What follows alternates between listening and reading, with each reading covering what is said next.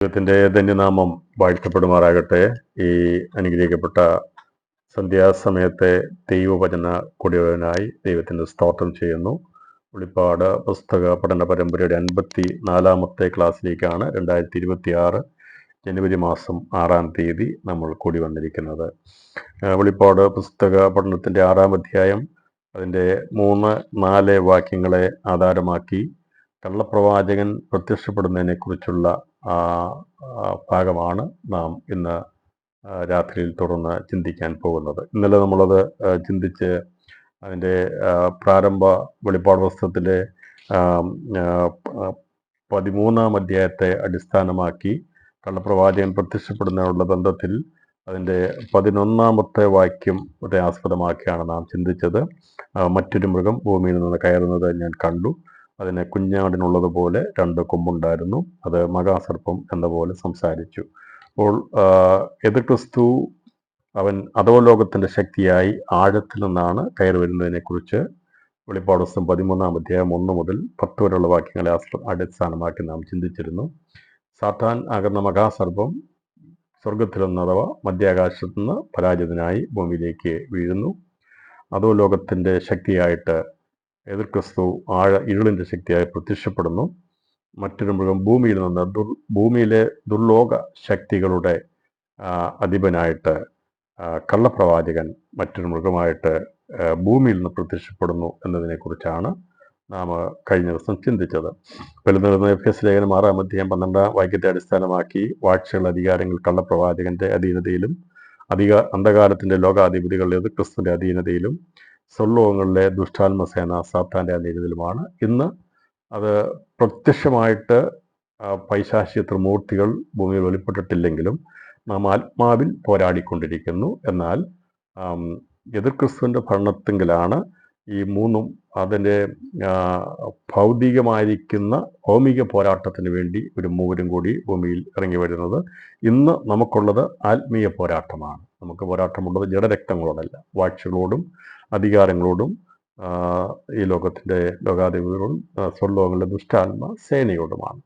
അപ്പോൾ നമ്മൾ ജഡത്തിൽ ആരോടും പോരാടുന്നില്ല. എന്നാൽ ഈ എതിർ ക്രിസ്തുവിൻ്റെ ഭരണസമയത്താകുമ്പോൾ അത് ശരിക്കും ജഡീകമായിട്ടുള്ള ഒരു പോരാട്ടത്തിലേക്ക്, ജഡത്തിൻ്റെ പോരാട്ടത്തിലേക്കാണ് എത്തിച്ചേരുന്നത്. അപ്പോൾ ഈ പൈശാചിക ത്രിമൂർത്തികൾ 3 പേരും മൂവരും ഭൂമിയിൽ അവരെ പ്രത്യക്ഷപ്പെട്ട് ജഡത്തിൽ ആൾക്കാരെ കൊന്നുകളയുന്ന ഒരു അനുഭവമായിരിക്കും അന്നുണ്ടായിരിക്കുന്നതെന്ന് നാം ചിന്തിച്ചു.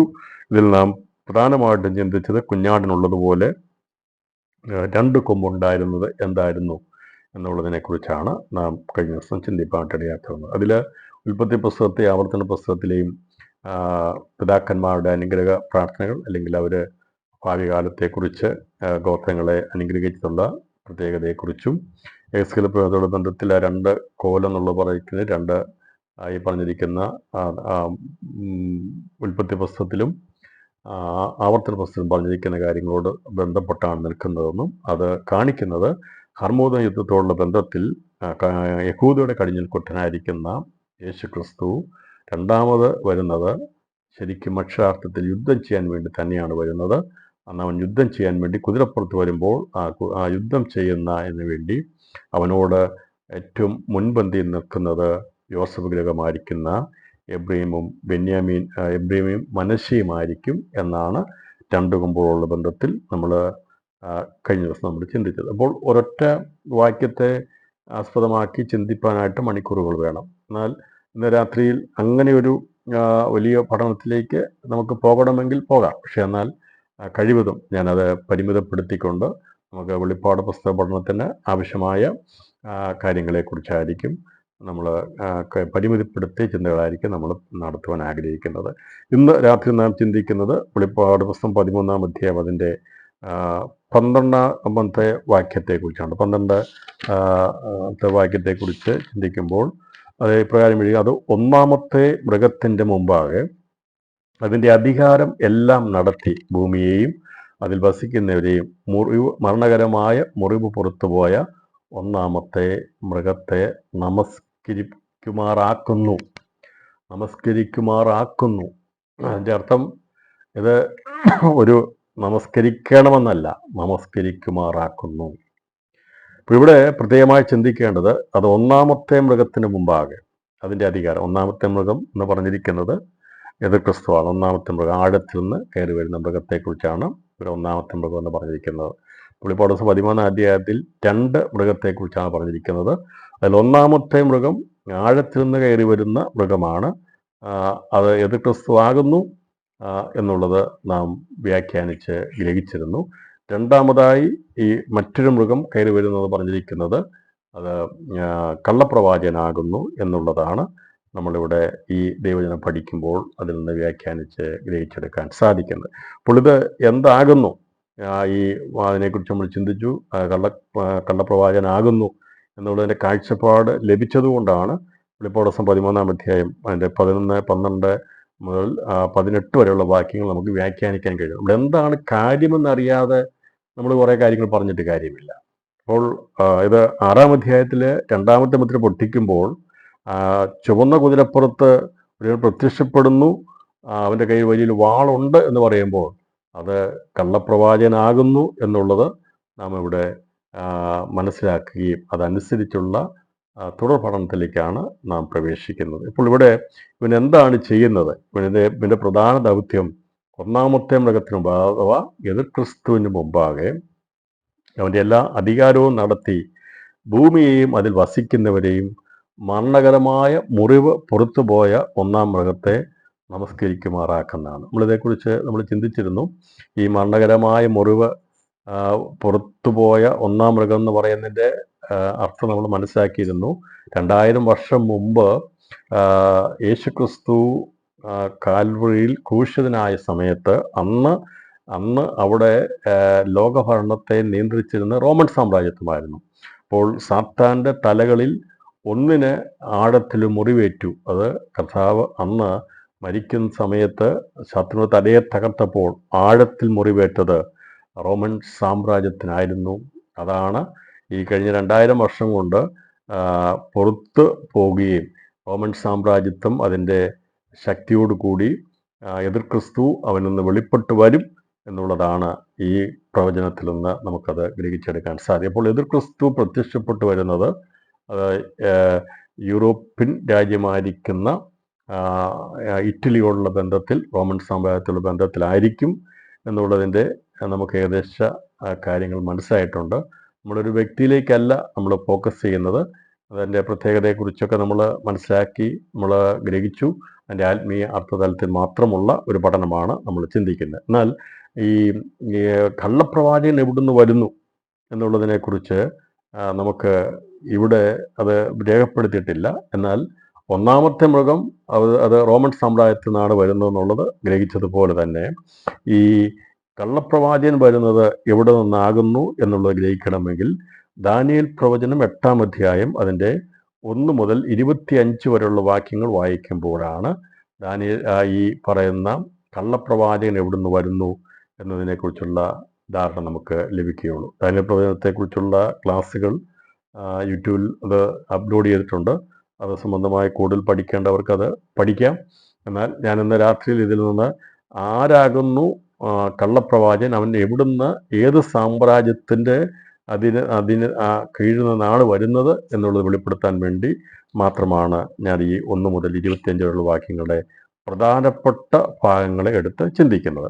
അതിൻ്റെ പ്രധാന ഭാഗങ്ങളെ സംക്ഷിപ്തമായിട്ട് നമ്മൾ പഠിക്കുമ്പോൾ കാണാൻ സാധിക്കുന്നത് ബാബേൽ രാജാവായ ബെൽഷസ്സറിൻ്റെ വാഴ്ചയുടെ 3-ാം ആണ്ടിലാണ് ദാനിയേലിന് ഈ ദർശനം ഉണ്ടാകുന്നത്. അപ്പോൾ ഇതിൻ്റെ കാലഘട്ടം ബാബേൽ രാജാവായിരിക്കുന്ന ബെൽഷസ്സർ രാജാവിൻ്റെ വാഴ്ചയുടെ 3-ാം ആണ്ടിലാണ്. ദാനിയേൽ ഊലായി നദീതീരത്ത് നിൽക്കുന്നതായിട്ടാണ് ദർശനത്തിൽ അവൻ കാണുന്നത്. അപ്പോൾ അവനോട് നിൽക്കുമ്പോൾ 2 കൊമ്പുള്ള ഒരു ആട്ടുകൊറ്റൻ നദീതീരത്ത് നിൽക്കുന്നതായിട്ട് ദാനിയേൽ തൻ്റെ ദർശനത്തിൽ കാണുന്നത്. അത് കൊമ്പ് കാട്ടി പടിഞ്ഞാറ്, വടക്ക്, തെക്ക് എന്നീ 3 ദിക്കുകളിലേക്ക് ഇടിക്കുന്നതിൽ നിന്നും നമുക്ക് മനസ്സിലാക്കാൻ സാധിക്കുന്നത് കിഴക്ക് നിന്നാണ് ആട്ടുകൊറ്റൻ വരുന്നതെന്നുള്ളത് സ്പഷ്ടമാക്കപ്പെടുന്നു. അപ്പോൾ 4 ദിക്കുകളുള്ള ബന്ധത്തിൽ എടുക്കുമ്പോൾ ഇവിടെ ഈ ഒരു 2 കൊമ്പുള്ള ഒരു ആട്ടുകൊറ്റൻ അവൻ വമ്പ് കാട്ടി അവൻ ഇടിക്കുന്നത് പടിഞ്ഞാറോട്ടും വടക്കോട്ടും തെക്കോട്ടുമാകുന്നത് കൊണ്ട് അവൻ കിഴക്ക് നിന്നാണ് ഈ ആട്ടുകൊറ്റൻ വരുന്നതെന്നുള്ളത് ഈ പ്രവചനത്തിൻ്റെ വ്യാഖ്യാനത്തെ നമ്മൾ വ്യാഖ്യാനിക്കുമ്പോൾ നമുക്ക് മനസ്സിലാക്കാൻ സാധിക്കുന്നു. ഇപ്പോൾ പടിഞ്ഞാറ് നിന്ന് വരുന്ന കൊറ്റനാണ് നിലം തൊടാതെ സർവ്വഭൂതലത്തിലും കൂടി വന്ന് 2 കൊമ്പുള്ള ആട്ടുകൊറ്റനെ ഇടിച്ച് അതിൻ്റെ 2 കൊമ്പും തകർത്ത് കളയുന്നത്. ഇവിടെ ഒരു ആട്ടുകൊറ്റൻ, അതുപോലെ തന്നെ ഒരു കോലാട്ടുകൊറ്റൻ എന്നാണ് ഇവിടെ പറഞ്ഞിരിക്കുന്നത്. അപ്പോൾ ഇവിടെ ആദ്യം കാണുന്നത് ഒരു ആട്ടുകൊറ്റനാണ്. അത് കിഴക്കുനിന്ന് വരുന്ന ഒരു ആട്ടുകൊറ്റൻ. എന്നാൽ അവനോട് എതിർത്ത് നിൽക്കാൻ വേണ്ടി വരുന്നത് പടിഞ്ഞാറ് എന്നൊരു കോലാട്ടുകൊറ്റനാണ്. അപ്പോൾ കിഴക്ക് നിന്ന് വരുന്ന ആട്ടുകൊറ്റനാണ്, പടിഞ്ഞാറ് നിന്ന് വരുന്നത് കോലാട്ടുകൊറ്റനാണ്. കോലാട്ടുകൊറ്റൻ നിലം തൊടാതെ സർവ്വഭൂതത്തിലും കൂടി വന്ന് 2 കൊമ്പുള്ള ആട്ടുകൊറ്റനെ ഇടിച്ച് അതിൻ്റെ 2 കൊമ്പും തകർത്ത് കളയുന്നത്. ഈ കോലാട്ടുകൊറ്റൻ്റെ കണ്ണുകളുടെ നടുവിലാണ് വിശേഷമായൊരു കൊമ്പുള്ളത്. അപ്പോൾ കോലാട്ടുകൊറ്റൻ ബലപ്പെടുമ്പോൾ വലിയ കൊമ്പ് തകർന്നു പോവുകയും അതിന് പകരമായി ആകാശത്തിലെ 4 കാറ്റിന് നേരെ ഭംഗിയുള്ള 4 കൊമ്പ് മുളച്ചു വരികയുമാണ് ചെയ്യുന്നത്. ഇപ്രകാരം മുളച്ചു വരുന്ന 4 കൊമ്പുകളിൽ ഒന്നിൽ നിന്ന് ഒരു ചെറിയ കൊമ്പ് പൊട്ടിപ്പുറപ്പെടുകയും അത് തെക്കോട്ടും കിഴക്കോട്ടും മനോഹരദേശനേരെയും ഏറ്റവും വലുതായി തീരുകയും ചെയ്യുന്നു. അത് പടിഞ്ഞാറെന്നുള്ള രാജ്യമാണ്. ഇവിടെ മനസ്സിലാകുന്നത്. അപ്പോൾ അത് തെക്കോട്ടും കിഴക്കോട്ടും മനോഹരദേശനേരെയും ഏറ്റവും വലുതായി തീരുകയും ചെയ്യുന്നു. ആ കൊമ്പ് ആകാശത്തിലെ സൈന്യത്തോളം വലുതായി തീരുകയും സൈന്യത്തിലും നക്ഷത്രങ്ങളിലും ചിലതിനെ നിലത്ത് തള്ളിയിട്ട് ചവിട്ടിക്കളയുകയും ചെയ്യുന്നു. സൈന്യത്തിൻ്റെ അധിപതിയോളം തന്നെത്താൻ വലുതായി അവനുള്ള നിരന്തര ഹോമയാഗം അപഹരിക്കുകയും അവൻ്റെ വിശുദ്ധ മന്ദിരം ഇടിച്ചു കളയുകയും ചെയ്യുന്നു. നിരന്തര ഹോമയാഗത്തിനെതിരെ ഒരു സേവ നിയമിക്കപ്പെടുകയും അത് സത്യത്തെ നിലത്ത് തള്ളിയിടുകയും ചെയ്യുന്നു. അതിനുശേഷം 2300 സന്ധ്യയും ഉഷസ്സും തെയ്യുമ്പോൾ ആണ് വിശുദ്ധ മന്ദിരം വീണ്ടും യഥാസ്ഥാനം. ഇതാണ് 8-ാം അധ്യായത്തിൻ്റെ 1 മുതൽ 25 വരെയുള്ള പ്രധാനപ്പെട്ട ഭാഗങ്ങളുടെ സംക്ഷിപ്ത രൂപം. ഇവിടെ പറഞ്ഞിരിക്കുന്ന കാര്യങ്ങളെ ഗബ്രിയേൽ തന്നെ ഇതിൻ്റെ പൊരുൾ വെളിപ്പെടുത്തി കൊടുക്കുന്നുണ്ട്. അത് ദാനിയേൽ കാണുന്ന ദർശനം, അതിൻ്റെ പൊരുൾ എന്താണെന്നുള്ളത് അത് അവിടെ ഗബ്രിയേലാണ് വെളിപ്പെടുത്തി കൊടുക്കുന്നത്. അപ്പോൾ ഈ ദൂതന്മാർ എന്നുള്ളത്, അവരെ കുറിച്ച് നമ്മൾ പഠിക്കുമ്പോൾ ദൈവത്തിന് പല ദൂതൻ ഗണങ്ങളുണ്ട്. യുദ്ധം ചെയ്യാനുള്ള ദൂതന്മാരുടെ അധിപനാണ് മീഖായേൽ. അതുപോലെ അറിവ് അല്ലെങ്കിൽ ദൂതറിയിക്കുന്നതിലെ ഏറ്റവും ദൂതറിയിക്കുന്ന ദൂതസഞ്ചയങ്ങളുടെ തലവനാണ് ഗബ്രിയേൽ. തീയുടെ മേലധികാരമുള്ള ദൂതനുണ്ട്, കാറ്റുകളുടെ മേൽ അധികാരമുള്ള ദൂതനുണ്ട്. അങ്ങനെ വിവിധ നിലവാരത്തിലുള്ള ദൂതന്മാരും ഖെരൂബുകളും സാറാഫുകളും എല്ലാം ദൈവത്തിൻ്റെ സൃഷ്ടികളോടുള്ള ബന്ധത്തിലുണ്ട് എന്നുള്ളതും നമുക്ക് കാണാൻ സാധിക്കും. ഇപ്പോൾ ഇവിടെ ഗബ്രിയേൽ ദൂതൻ വന്ന് ദൂതറിയിക്കുന്നു. അതിൻ്റെ വെളിപ്പെടുത്തി കൊടുക്കുകയാണ്. അപ്പോൾ എവിടെ ദൂതറിയിച്ചിട്ടുണ്ടെങ്കിലും അവിടെയെല്ലാം നമുക്ക് ഗബ്രിയേലിനെ കാണാൻ സാധിക്കും. പുതിയ നിയമത്തിലും ഗബ്രിയേൽ കടന്നു വന്ന് ദൂതറിയിക്കുന്നതിനെ കുറിച്ച് നമുക്കറിയാം. സക്കരിയ പുരോഹിതനോട്, അതുപോലെ തന്നെ മറിയയോട് ഒക്കെ ദൂതറിയിക്കാൻ വേണ്ടി പ്രധാനപ്പെട്ട ദൂതുകളെ അറിയിപ്പാനായിട്ട് അയക്കപ്പെടുന്നത് അതിൻ്റെ അധിപന്മാരാണ് അയക്കുന്നത്. എന്നാൽ മറ്റുള്ള ദൂതൊക്കെ അറിയിക്കാൻ വേണ്ടി നമുക്കറിയാം മനാഹയുടെ വീട്ടിൽ വരുന്നതും മറ്റുള്ള സ്ഥലത്ത് പോകുന്നതൊക്കെ ദൂതന്മാരാണ് പോകുന്നത്. എന്നാൽ പ്രധാന ദൂതുകളെ അറിയിക്കാൻ വേണ്ടിയാണ് ഈ ദൂതന്മാരുടെ തലവന്മാർ തന്നെ ആ ദൂതുമായിട്ട് കടന്നു പോകുന്നത്. പ്രധാന യുദ്ധം നയിക്കാൻ വേണ്ടിയാണ് മീഖായേൽ പ്രത്യക്ഷപ്പെടുന്നത്. അപ്പോൾ പ്രധാന കാര്യങ്ങൾ നിവർത്തീകരിക്കപ്പെടുവാൻ വേണ്ടിയാണ് ഇങ്ങനെയുള്ള ദൂതന്മാരുടെ അധിപതിമാർ പ്രത്യക്ഷപ്പെടുന്നതെന്നുള്ളത് നമുക്കിവിടെ ഇത് പ്രത്യേകം ശ്രദ്ധിച്ചിരിക്കേണ്ട കാര്യമുണ്ട്. അല്ലാതെ ചെറിയൊരു കാര്യം നടത്താൻ വേണ്ടി, ചെറിയൊരു കാര്യം പറയാൻ വേണ്ടി ഗബ്രിയേൽ വരത്തില്ല. അതിനൊക്കെ ദൈവം അയക്കുന്ന ദൈവത്തിൻ്റെ ദൂതസഞ്ചയങ്ങളുണ്ട്. എന്നാൽ പ്രധാന കാര്യങ്ങൾ വെളിപ്പെടുത്താൻ വേണ്ടി ഇപ്പോൾ ദാനിയേലിന് എത്രയോ വർഷങ്ങൾക്ക് ശേഷം, അഥവാ കർത്താവായ യേശുക്രിസ്തു വന്നതിന് ശേഷം എത്രയോ വർഷങ്ങൾ കഴിഞ്ഞാണ് ഇത് സംഭവിക്കേണ്ടത്. അപ്പോൾ ആ ഒരു മർമ്മം വെളിപ്പെടുത്താൻ വേണ്ടി ചെറിയൊരു ദൂതനെ അല്ല അയച്ചത്. മർമ്മങ്ങൾ വെളിപ്പെടുത്തുവാൻ വേണ്ടി അത് തനിക്ക് കിട്ടിയ ആ ദർശനത്തിൻ്റെ അതിൻ്റെ പൊരുൾ മനസ്സിലാക്കി കൊടുക്കാൻ വേണ്ടി ഗബ്രിയേൽ തന്നെ വന്ന് നേരിട്ട് കാര്യങ്ങൾ പറഞ്ഞു കൊടുക്കുകയാണ് ചെയ്തത്. അപ്പോൾ അത് ഗബ്രിയേൽ പറഞ്ഞു കൊടുത്തത് 2 കൊമ്പുള്ള ആട്ടുകൊറ്റൻ, അത് പാർസി രാജാവാണ്. അത് പാർസി ദേശത്തെ കുറിക്കുമ്പോൾ ഇപ്പോഴത്തെ ഇറാനോട് ബന്ധപ്പെട്ട് നിൽക്കുന്ന സ്ഥലമാണ് പേർഷ്യ. പാർസി രാജ്യത്തെ കാണിക്കുന്നത്. ഇപ്പം 2 കൊമ്പുള്ള ആട്ടുകൊറ്റൻ കാണിക്കുന്നത് പാർസി രാജാവിനെ കാണിക്കുന്നു, പാർസി രാജ്യത്തെ കാണിക്കുന്നു. പരിപുരുത്ത കോലാട്ടുകൊറ്റൻ യവന രാജാവിനെ കാണിക്കുന്നു, ഗ്രീക്ക് സാമ്രാജ്യത്തെ കാണിക്കുന്നു. അപ്പോൾ നമ്മൾ പഠിച്ച 4 സാമ്രാജ്യത്വങ്ങളെക്കുറിച്ച് ഓർമ്മയുണ്ടായിരിക്കണം. ബാബേൽ സാമ്രാജ്യത്വം, അതുപോലെ തന്നെ മെദ്യ പേർഷ്യ, ഗ്രീക്ക്, റോമ സാമ്രാജ്യത്വം. ഇങ്ങനെയാണ് പഠിക്കുമ്പോൾ ബാബേൽ സാമ്രാജ്യത്വം വന്നു, മെദ്യ പേർഷ്യ സാമ്രാജ്യത്വം വന്നു, ഗ്രീക്ക് സാമ്രാജ്യത്വം വന്നു, അതിനുശേഷമായിട്ട് റോമൻ സാമ്രാജ്യത്വമാണ് വന്നത്. അപ്പോൾ ഈ 4 സാമ്രാജ്യത്വങ്ങളെക്കുറിച്ചും പഠിക്കുമ്പോൾ ഇവിടെ പാർസി രാജാവിനെ കുറിച്ചാണ് 2 കൊമ്പുള്ള ആട്ടുകൊറ്റൻ എന്ന് അവിടെ രേഖപ്പെടുത്തുമ്പോൾ, യവന രാജാവിനെ കുറിച്ചാണ് പരിപുരുത്ത കോലാട്ടുകൊറ്റനുള്ള ബന്ധത്തിൽ ഇവിടെ 2 ആടുകളുള്ള ബന്ധത്തിൽ ദർശനം കൊടുക്കുന്നത്. അത് കൊടുത്തിരിക്കുന്നത് മറ്റൊരു മൃഗമായിരിക്കുന്ന എതിർക്രിസ്തുവും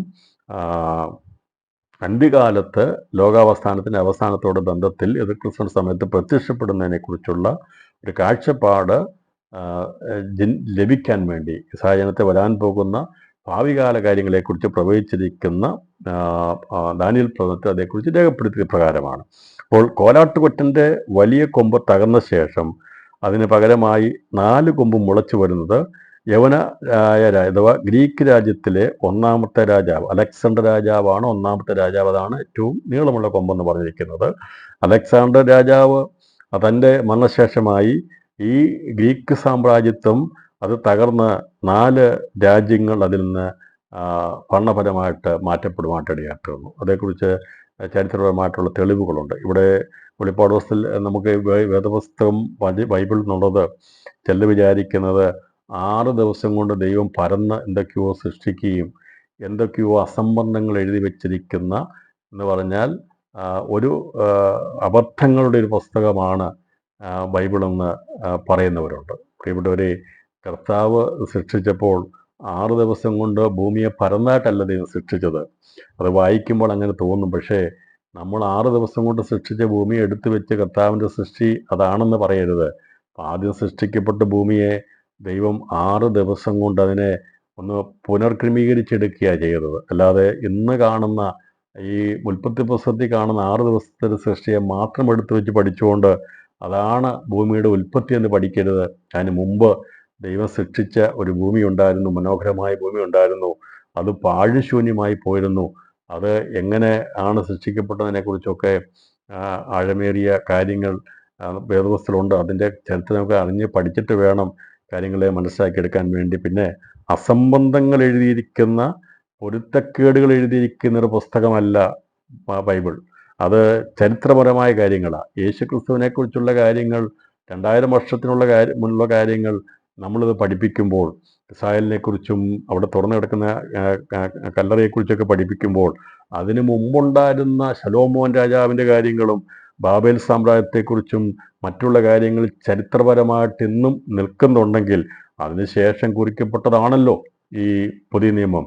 അതുകൊണ്ട് ഇത് അസംബന്ധങ്ങളുടെ പുസ്തകമല്ല, സത്യങ്ങളുടെയും തെളിയിച്ചെടുക്കാൻ പറ്റുന്ന, അല്ലെങ്കിൽ ചരിത്രപരമായിട്ട് മനുഷ്യൻ്റെ സൃഷ്ടി മുതൽ അവൻ്റെ അവസാനം വരെ എവിടെയെന്നുള്ളത് വളരെ വ്യക്തമായി രേഖപ്പെടുത്തിയിരിക്കുന്ന, മനുഷ്യന് വന്നിരിക്കുന്ന താഴ്ചകൾ, വീഴ്ചകൾ എല്ലാം വളരെ വ്യക്തമായി രേഖപ്പെടുത്തിയിരിക്കുന്ന, അവൻ്റെ വീണ്ടെടുപ്പിനെ കുറിച്ചുള്ള എല്ലാ കാര്യങ്ങളും രേഖപ്പെടുത്തിയിരിക്കുന്ന ഒരേ ഒരു ഗ്രന്ഥമുണ്ടെങ്കിൽ അത് വിശുദ്ധ വചനം മാത്രമേ ഉള്ളൂ. അതുകൊണ്ട് ഇവിടെ ഏതെങ്കിലും കുറേ കഥകൾ ആരെങ്കിലും ഇരുന്ന് എവിടെയെങ്കിലും എഴുതിയതല്ല. ഇത് ഈ ദാനിയേൽ പ്രവാചകൻ ഇത് എഴുതുമ്പോൾ അവൻ വെറുതെ അവിടെ ഇരുന്ന് ധ്യാനിച്ചിരുന്ന് എന്തെങ്കിലും എഴുതി വയ്ക്കുകയല്ല ചെയ്തത്. ഇത് അവൻ ചിന്തിക്കുന്നത് എന്താണെന്ന് അവന് വെളിപ്പെടുത്തി കൊടുക്കാൻ വേണ്ടി സ്വർഗത്തിൽ നിന്ന് ദൂതറിയിക്കുന്നവരുടെ തലവനായിരിക്കുന്ന ഗബ്രിയേൽ വന്ന് വെളിപ്പെടുത്തി കൊടുക്കുകയാണ് ചെയ്തത്. അതുപോലെയാണ് ചരിത്രത്തിൽ സംഭവിച്ചത്. അപ്പോൾ ഇതൊന്നും അസംബന്ധങ്ങളുടെ പുസ്തകമല്ല, എന്തെങ്കിലും എഴുതി വെച്ചിരിക്കുന്നില്ല. ഇവിടെ രേഖപ്പെടുത്തിയിരിക്കുന്ന കാര്യങ്ങൾ മാത്രമാണ് നടന്നുകൊണ്ടിരിക്കുന്നത്. തുടർന്ന് വെളിപ്പാട് പുസ്തകം പഠിക്കുമ്പോൾ ലോകത്തിന് സംഭവിക്കാൻ പോകുന്ന കാര്യങ്ങൾ ഇന്ന് ലോകത്തിന് അജ്ഞാതമായിരിക്കും. പലരും പലതിനും വേണ്ടി വെമ്പൽ കൊണ്ടുകൊണ്ട് അവരുടേതായിട്ടുള്ള രാഷ്ട്ര സംഹിതകളെ ഉണ്ടാക്കിയെടുക്കാൻ വേണ്ടി, അല്ലെങ്കിൽ അവിടെ രീതിയിലുള്ള അതിനുള്ള നിർമ്മാണത്തിന് വേണ്ടി പരിശ്രമിച്ചു കൊണ്ടിരിക്കുമ്പോൾ ഇതെല്ലാം ചെന്നെത്താൻ പോകുന്നത് ശൂന്യതയിലേക്കാണ് എന്ന് വെളിപ്പാട് ദിവസം വളരെ വ്യക്തമാക്കി കാണിക്കുന്നുണ്ട്. നമ്മളതേക്കുറിച്ച് വളരെ ആഴമായ രീതിയിൽ വരാൻ പോകുന്ന സംഭവങ്ങളെക്കുറിച്ചാണ് നമ്മൾ ചിന്തിച്ചുകൊണ്ടിരിക്കുന്നത്. അതുകൊണ്ട് ഇത് പഠിപ്പിക്കുമ്പോൾ ഇത് ഇങ്ങനെയുള്ള പേർഷ്യൻ സാമ്രാജ്യത്വമുണ്ടെന്നുള്ളതും ഗ്രീക്ക് സാമ്രാജ്യത്വമുണ്ടെന്നുള്ളതും അലക്സാണ്ടർ ജീവിച്ചിരുന്നുള്ളതും അലക്സാണ്ടർക്ക് ശേഷമായിട്ട് അവൻ്റെ ഗ്രീക്ക് സാമ്രാജ്യം 4ആയിട്ട് വിഭജിക്കപ്പെട്ടെന്നുള്ളതും കഥകളല്ല, ചരിത്രങ്ങളാണ്. അതുകൊണ്ട് ചരിത്രത്തെ വെച്ചുകൊണ്ടാണ് വരാൻ പോകുന്ന കാര്യങ്ങളെ ദൈവം വെളിപ്പെടുത്തിയിരിക്കുന്നത്. അല്ലാതെ ആർക്കെങ്കിലും ഇരുന്ന് കുറേ നേരം കണ്ണടച്ചിരുന്ന് എന്തെങ്കിലും കാര്യങ്ങൾ അവരുടെ മനസ്സിൽ വന്നത് കഥകളായിട്ട് രേഖപ്പെടുത്തിയിരിക്കുന്ന പുസ്തകമല്ല ഈ ദൈവവചനം. അതിന് മുഴുവനും ആഴമേറിയ തെളിവുകളുണ്ട്, ചരിത്ര സത്യങ്ങളുണ്ട്, വെളിപ്പെടുത്തുവാനുണ്ട്. അതുകൊണ്ടാണ് ഇവിടെ ഇത് ഇപ്രകാരം രേഖപ്പെടുത്തിയിരിക്കുന്നത്. അപ്പോൾ കോലാട്ടുവറ്റിൻ്റെ അതേക്കുറിച്ച് നമ്മൾ പഠിച്ചു. 4 രാജ്യങ്ങൾ, 4 കൊമ്പുകൾ ഒന്നിൽ നിന്ന് ഒരു ചെറിയ കൊമ്പ് പുറപ്പെടുന്നതിനെ കുറിച്ച് പറഞ്ഞു. അപ്പോൾ ഇവിടെ യവനായ സാമ്രാജ്യത്തിൽ നിന്ന് അന്ത്യകാലത്ത് അതിക്രമക്കാരുടെ അതിക്രമം തികയുമ്പോൾ ഉഗ്രഭാവവും ഉപായബുദ്ധിയുമുള്ള ഒരു രാജാവ് എഴുന്നേൽക്കുന്നതിനെ കുറിച്ചാണ് ഇവിടെ 4 കൊമ്പുകൾ ഒന്നിൽ നിന്ന് ഒരു ചെറിയ കൊമ്പ് പുറപ്പെടുന്നപ്പോൾ ഇവിടെ വ്യക്തമാണ്. അപ്പോൾ ഗ്രീക്ക് സാമ്രാജ്യത്തിൽ നിന്ന് അത് 4ആയി വിഭജിച്ചു പോയതിൽ നിന്ന് ആ 4 രാഷ്ട്രങ്ങളിൽ നിന്നായിരിക്കും ഒരുവനായിട്ട് ഈ കള്ളപ്രവാചകൻ പ്രത്യക്ഷപ്പെടുന്നതാണ് ഇത് നമ്മൾ വെളിപ്പെടുത്തി നമ്മൾ വ്യാഖ്യാനിച്ച് മനസ്സിലായത്. അപ്പോൾ ഇവിടെ നിന്നാണ് ഈ എതിർക്രിസ്തു വരുന്നത്? റോമൻ സാമ്രാജ്യത്തിൻ്റെ നിന്നുള്ള പിന്തുടർച്ചിരുന്നായിരിക്കും എതിർക്രിസ്തു വരുന്നതെങ്കിൽ നമുക്ക് ഈ ദാനിയേൽ പ്രവചനത്തിൻ്റെ 8-ാം അധ്യായം 1 മുതൽ 25 വരെയുള്ള വാക്യങ്ങളോടുള്ള ബന്ധത്തിൽ പഠിച്ച് അതിനെ നമ്മൾ വ്യാഖ്യാനിച്ച് കഴിയുമ്പോൾ ഇത്രയും നമ്മൾ മനസ്സിലാക്കി എടുത്തത് നമുക്ക് എവിടുന്നാണ് ഈ കള്ളപ്രവാചകൻ പ്രത്യക്ഷപ്പെടുന്നത് എന്നുള്ളതിൻ്റെ സംക്ഷിപ്തമായിട്ടുള്ള രത്നച്ചുരുക്കം ആണ് ഇവിടെ പറഞ്ഞിരിക്കുന്നത്. 4 കൊമ്പുകളിൽ ഒന്നിൽ നിന്ന് ഒരു ചെറിയ കൊമ്പ് പുറപ്പെടുന്നത് യവനായ സാമ്രാജ്യത്തിൽ നിന്ന് അന്ത്യകാലത്ത് അതിക്രമക്കാരുടെ അതിക്രമം തികയുമ്പോൾ ഉഗ്രഭാവവും ഉപായബുദ്ധിയുമുള്ള ഒരു രാജാവാണ് എഴുന്നേൽക്കുന്നത്. അവനാണ് കള്ളപ്രവാചകൻ. അപ്പോൾ എതിർക്രിസ്തു വരുന്നത് റോമൻ സാമ്രാജ്യത്തെ പിന്തുടർച്ചിരുന്നാണെങ്കിൽ കള്ളപ്രവാചകനായിരിക്കുന്ന ഉപായബുദ്ധിയുള്ള അന്നത്തെ ഉപദേശനായിരിക്കുന്ന തന്ത്രശാലിയായവൻ വെളിപ്പെട്ടു വരുന്നത് അവൻ ഗ്രീക്ക് സാമ്രാജ്യത്തിൽ നിന്ന് 4 രാജ്യങ്ങൾ 4 രാജ്യങ്ങളെ വിഭജിക്കപ്പെട്ടതിൽ നിന്ന് ഒരു രാജ്യത്തു നിന്നായിരിക്കും അവൻ വരുന്നത് എന്നാണ് ഈ പറയുന്ന ഭാഗത്തുനിന്ന് നമുക്ക് മനസ്സിലാക്കിയെടുക്കാൻ സാധിക്കുന്നത്. ആകാശത്തിലെ സൈന്യത്തോളം വലുതായി തീരുകയും സൈന്യത്തിലെ നക്ഷത്രങ്ങളും ചില നിലത്തള്ളിയിട്ട് ചവിട്ടിക്കളയുന്നത് കാണിച്ചിരിക്കുന്നത്.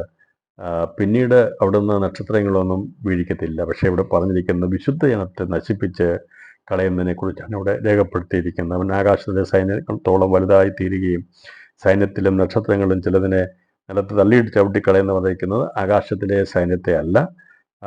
അത് ഇവിടെ പറഞ്ഞിരിക്കുന്നത് ഇവിടെ ആകാശ സൈന്യത്തോളം വലുതായി തീരുകയും ആകാശത്തിലെ സൈന്യത്തോളം വലുതായി തീരുകയും എന്ന് പറഞ്ഞാൽ ആകാശത്തിലെ സൈന്യത്തോളം വലുതായി തീരുകയും സൈന്യത്തിലും നക്ഷത്രങ്ങളും ചിലതിനെ നിലത്തിൽ തള്ളി ചവിട്ടിക്കളയുന്നത്. പിന്നീട് നക്ഷത്രങ്ങളെ ഒന്നും അവിടുന്ന് വശീകരിക്കാൻ പറ്റത്തില്ല. സാത്താൻ വശീകരിച്ച് 1/3 ആയിട്ട് താഴേക്ക് വന്നു കഴിഞ്ഞാൽ പിന്നീട് അവിടുന്ന് ദൂതന്മാരെ ഒന്നും വശീകരിക്കാൻ കഴിയുന്നില്ല എന്നുള്ളത് നമുക്ക് മനസ്സിലാക്കാൻ സാധിക്കും. എന്നാൽ ഇവിടെ പറഞ്ഞിരിക്കുന്ന 12-ാം അധ്യായം ദാനിയേൽ പ്രവചനം 12-ാം അധ്യായം 3-ാം വാക്യത്തിൽ പറഞ്ഞിരിക്കുന്ന പ്രവചനത്തോടുള്ള ബന്ധത്തിലാണ് ഇവിടെ അത് ചിന്തിക്കേണ്ടത്. ദാനിയേൽ പ്രവചനത്തോടുള്ള ബന്ധത്തിൽ രേഖപ്പെടുത്തിയിട്ടുണ്ട്. പക്ഷേ ഇവിടെ അത് വായിക്കുമ്പോൾ ആർക്കും സംശയം ഉണ്ടായിരിക്കാൻ വേണ്ടിയാണ് അതുകൂടി ഇപ്പോൾ പറഞ്ഞു പോകുന്നത്. കൂടുതലായിട്ട് ഈ പ്രവചനത്തെക്കുറിച്ച് പഠിക്കാൻ താല്പര്യമുള്ളവർ ദയവ് ചെയ്ത് ദാനിയേൽ പ്രവചനത്തിൻ്റെ ക്ലാസ്സുകൾ യൂട്യൂബിലുണ്ട്, അത് പഠിക്കണമെന്ന് ഓർപ്പിക്കുന്നു. ഞാനിവിടെ ഈ ഭാഗമെടുത്ത് ചിന്തിച്ചതിൻ്റെ പ്രധാന കാരണം എവിടുന്നാണ് എതിർക്രിസ്തു വരുന്നുള്ളത് നമ്മൾ വെളിപ്പെടുത്തി. അത് വെളിപ്പാട് പുസ്തകത്തിൻ്റെ ഭാഷ്യത്തിൽ നമ്മളത് മനസ്സിലാക്കിയെടുക്കാൻ സാധിച്ചു. അത് റോമൻ സാമ്രാജ്യത്തിനാണെന്നാണെങ്കിൽ കള്ളപ്രവാചകൻ പ്രത്യക്ഷപ്പെടുന്നതിനെക്കുറിച്ച് ഇവിടെ രേഖപ്പെടുത്തിയിട്ടില്ല. എന്നാൽ അത് രേഖപ്പെടുത്തിയിരിക്കുന്നത് നമുക്ക് ദാനിയേൽ പ്രവചനത്തിൻ്റെ പുസ്തകത്തിൽ നിന്ന് അത് വെളിപ്പെടുത്തിയപ്പോൾ അത് ഗ്രഹിച്ചെടുക്കുവാനായിട്ട് സാധിച്ചു. അപ്പോൾ എതിർക്രിസ്തുവിൻ്റെ ഭരണകാലത്ത് ഉപായബുദ്ധിയും ഉഗ്രഭാവമുള്ള ഭരണാധിപൻ ലോകരാജ്യങ്ങളിൽ നിന്ന് അഥവാ ഗ്രീക്ക് സാമ്രാജ്യത്തിൻ്റെ പിന്തുടർച്ചിരുന്ന ഭൂമിയിൽ പ്രത്യക്ഷപ്പെടുന്നതാണ് ഒരു മൃഗം കയറി വരുന്നതായി യോഹന്നാൻ കാണുന്നത്. സ്വന്തം ശക്തിയാലല്ല, സാധാനിക ആശീർവാദത്തോടെ ഭൂമിയിൽ പ്രത്യക്ഷപ്പെടുന്നവനാണ് കള്ളപ്രവാചകൻ. അവൻ്റെ സ്വന്തം കഴിവല്ല, അവന് ഇതെല്ലാം കൊടുക്കുന്നത് സാത്താൻ കൊടുക്കുന്ന പ്രത്യേക അവൻ്റെ അധികാരമാണ്, അവൻ്റെ കഴിവ്, അവൻ്റെ എന്ന് പറഞ്ഞാൽ ബോഷ്കിൻ്റെ അഭിഷേകമാണ്. അപ്പം നമുക്കറിയാം, നമ്മൾ സ്വയമായിട്ടല്ലൊന്നും ചെയ്യുന്നത്. നമ്മൾ എന്തെങ്കിലും ചെയ്യണമെങ്കിൽ ദൈവത്തിൻ്റെ സത്യ അഭിഷേകം നമുക്ക് ആവശ്യമാണ്. എന്നാൽ ഇവിടെ ഈ പറയുന്ന രീതിയിൽ അത് നമ്മൾ മനസ്സിലാക്കുമ്പോൾ സാത്താൻ്റെ ആശീർവാദം അല്ലെങ്കിൽ അവൻ്റെ ആ ബോഷ്കിൻ്റെ അഭിഷേകമാണ് ഈ എതിർക്രിസ്തുവിലേക്കും കള്ളപ്രവാചകനിലേക്കും പകരുകയും അവരാണ് ലോക ജനതയെ തെറ്റിച്ച് കളയുന്ന ഒരു മനുഷ്യരാണെങ്കിലും ഇതിൻ്റെ പിമ്പിൽ പ്രവർത്തിക്കുന്ന ശക്തി സാത്താനിക ശക്തിയാകുന്നു, ബോഷ്കിൻ്റെ ശക്തിയാകുന്നു. ഒരുവർ ഒടുവിൽ കർത്താവിനോട് എതിർത്ത് നിന്ന് പോരാടി കൈ തൊടാതെ തകർന്നു പോവുകയും ചെയ്യുന്നു. ബലാശാലികൾ തകർന്നു പോകുന്നത് കൈ തൊടാതെയാണ്. അപ്പോൾ അത് നശിച്ചു പോകുന്നതിനെക്കുറിച്ച് അതിലിപ്പോൾ തന്നെ പറഞ്ഞത് ഒരു കല്ല് പറഞ്ഞു വന്ന് ബിംബത്തെ ഇടിച്ചത് കാറ്റിലെ പതിർ പോലെ, കളത്തിലെ പതിർ പോലെ ആക്കി കളഞ്ഞത് രേഖപ്പെടുത്തിയിട്ടുണ്ട്. അപ്പോൾ ഇവരെല്ലാം ഒരുമിച്ച് കൂടി യുദ്ധം ചെയ്യുന്നത് ഹർമോദ യുദ്ധത്തിൽ കുഞ്ഞാടിനോട് കൂടിയായിരിക്കും. അവിടെ കൈ തൊടാതെ ഇവർ തകർന്നു പോവുകയും ചെയ്യുന്നു എന്നുള്ളതാണ് ഇവിടെ രേഖപ്പെടുത്തിയത്. അപ്പോൾ ദാനിയേൽ പ്രവചനത്തിൽ നിന്ന് നമുക്ക് ലഭിച്ച പ്രധാന 2 വസ്തുതകൾ, അത് എതിർക്രിസ്തു പ്രത്യക്ഷപ്പെടുന്നത് റോമ സാമ്രാജ്യത്തിൽ നിന്നാകുന്നു എന്നുള്ളതാണെങ്കിൽ, രണ്ടാമത് നമുക്ക് ലഭിച്ചത് കള്ളപ്രവാചകൻ ഭൂമിയിൽ പ്രത്യക്ഷപ്പെടുന്നത് യവന സാമ്രാജ്യത്തിൽ ഉത്ഭവിച്ച 4 രാജ്യങ്ങളിൽ ഒന്നിൽ നിന്നായിരിക്കും എന്നുള്ളതാണ്. ഇത് എല്ലാവർക്കും എതിർക്രിസ്തു എവിടുന്ന് പ്രത്യക്ഷപ്പെടുന്നു, എതിർക്രിസ്തുവിനെ കുറിച്ചുള്ള വലിയ പഠനം നടത്താറുണ്ട് പലരും ഇന്നവരാണെന്നൊക്കെ പറഞ്ഞ് പലതും അവരുടേതായിട്ടുള്ള ഇഷ്ടത്തിൽ അവർ വ്യാഖ്യാനിച്ച് ഓരോ മനുഷ്യരെ ആക്കുകയും ചെയ്തിട്ടുണ്ട് പ്രിയപ്പെട്ടവരെ. അതെല്ലാം മാനുഷികമായിട്ട് കണക്കൂട്ടില്ല. എന്നാൽ കള്ളപ്രവാചകൻ എവിടുന്ന് വരുന്നതിനെക്കുറിച്ചോ അതാർക്കും അറിയേണ്ട ആവശ്യമില്ല. എല്ലാവർക്കും അറിയേണ്ട എതിർക്രിസ്തുവിനെ കുറിച്ച് മാത്രമേ ഉള്ളൂ. അതിനെക്കുറിച്ചുള്ള കഥകളും അതിനെക്കുറിച്ചുള്ള പ്രഭാഷണങ്ങളുമാണ് കൂടുതലായിട്ടുള്ളത്. എന്നാൽ കള്ളപ്രവാചകൻ എന്നുള്ളത് പൈശാചിക ത്രിമൂർത്തികളിലെ 3ാമത്തവനാണ്. അപ്പോൾ അവൻ എവിടുന്ന് വരുന്നതിനെക്കുറിച്ചുള്ളതും വേദപുസ്തകത്തിൽ രേഖപ്പെടുത്തിയിട്ടുണ്ട്. അതുകൂടി മനസ്സിലാക്കി ദിവസങ്ങളിൽ മുമ്പോട്ട് നമ്മൾ പോകണം. അതുകൊണ്ടാണ് ഇത്രയും കാര്യങ്ങളെ എടുത്ത് ചിന്തിച്ചപ്പോൾ എവിടെ നിന്നാണ് കള്ളപ്രവാചകൻ വരുന്നതിനെക്കുറിച്ചുള്ള തെളിവുകൾ ദാനിയേൽ പ്രവചനത്തിൽ നിരത്തി നമ്മളത് തെളിയിച്ചിരിക്കുന്നത്. അപ്പോൾ റോമൻ സാമ്രാജ്യത്തിന് പിന്തുടർച്ചു നിന്ന് ലോകഭരണത്തലവനായി എഴുന്നേൽക്കുന്ന സ്വേച്ഛാധിപതിയായ മൃഗമാകുന്ന എതിർക്രിസ്തുവിനെ ലോകഭരണത്തിൽ സഹായിക്കുന്നത് ഗ്രീക്ക് അഥവാ യവനായ സാമ്രാജ്യത്തിൻ്റെ പിന്തുടർച്ച എന്ന് എഴുന്നേൽക്കുന്ന ഉപായബുദ്ധിയുള്ളവനായിരിക്കും.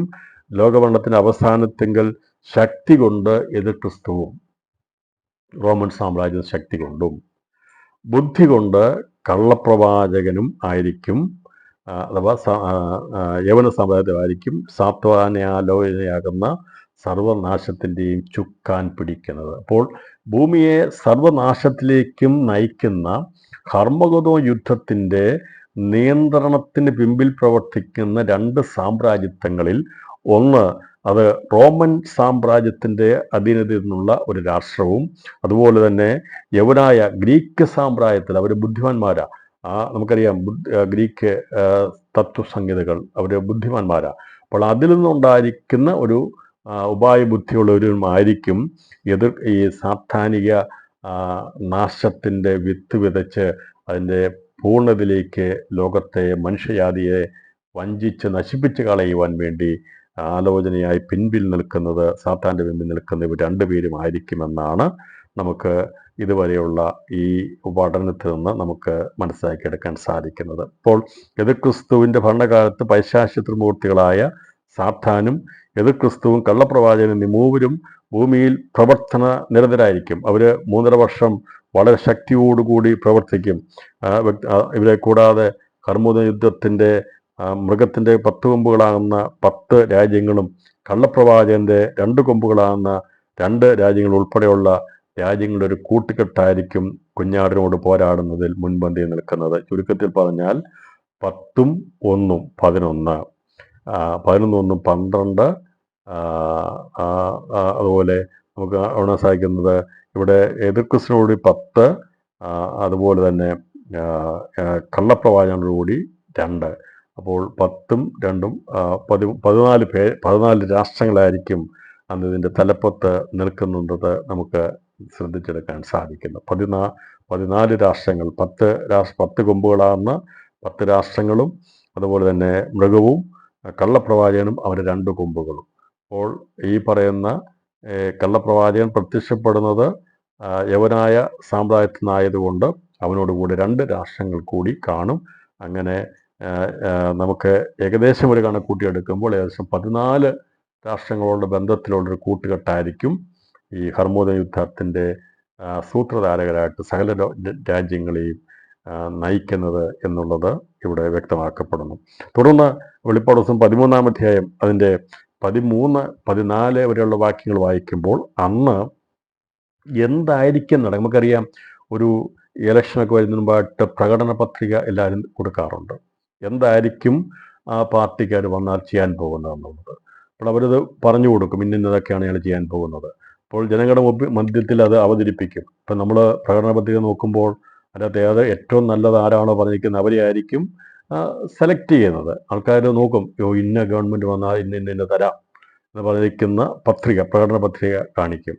അപ്പോൾ ലോകത്തെ മുഴുവനും അവൻ്റെ ചൊൽപ്പടിക്കുള്ളിലാക്കണമെങ്കിൽ അതിന് തക്കതായ കാര്യങ്ങളെ വെളിപ്പെടുത്തിയെങ്കിൽ മാത്രമേ മനുഷ്യർ അതിൽ വീണുപോകുകയുള്ളൂ. അതുകൊണ്ടാണ് ഇവൻ ചില അത്ഭുതങ്ങളും അടയാളങ്ങളും ചെയ്ത് കാണിക്കുന്നത്. അതുകൊണ്ട് 13-ാം അധ്യായം 13, 14 വാക്യങ്ങൾ വായിക്കുമ്പോൾ അത് മനുഷ്യർ കാണുക, ആകാശത്തുനിന്ന് ഭൂമിയിലേക്ക് തീ ഇറങ്ങുമാറ് വലിയ അടയാളങ്ങൾ പ്രവർത്തിക്കുകയും മൃഗത്തിൻ്റെ മുമ്പിൽ പ്രവർത്തിപ്പാൻ തനിക്ക് ബലം കിട്ടിയ അടയാളങ്ങളെ കൊണ്ട് ഭൂവാസികളെ തെറ്റിക്കുകയും വാളാൽ മുറിവേറ്റിട്ടും ജീവിച്ച മൃഗത്തിന് പ്രതിമയുണ്ടാക്കുവാൻ ഭൂവാസികളോട് പറയുകയും ചെയ്യുന്നു. അപ്പോൾ ഇവൻ നമസ്കരിക്കുമാറാക്കുന്നു എന്ന് പറഞ്ഞാൽ നിർബന്ധിതമായിരിക്കും അത്രേ ആരാധനകൾ.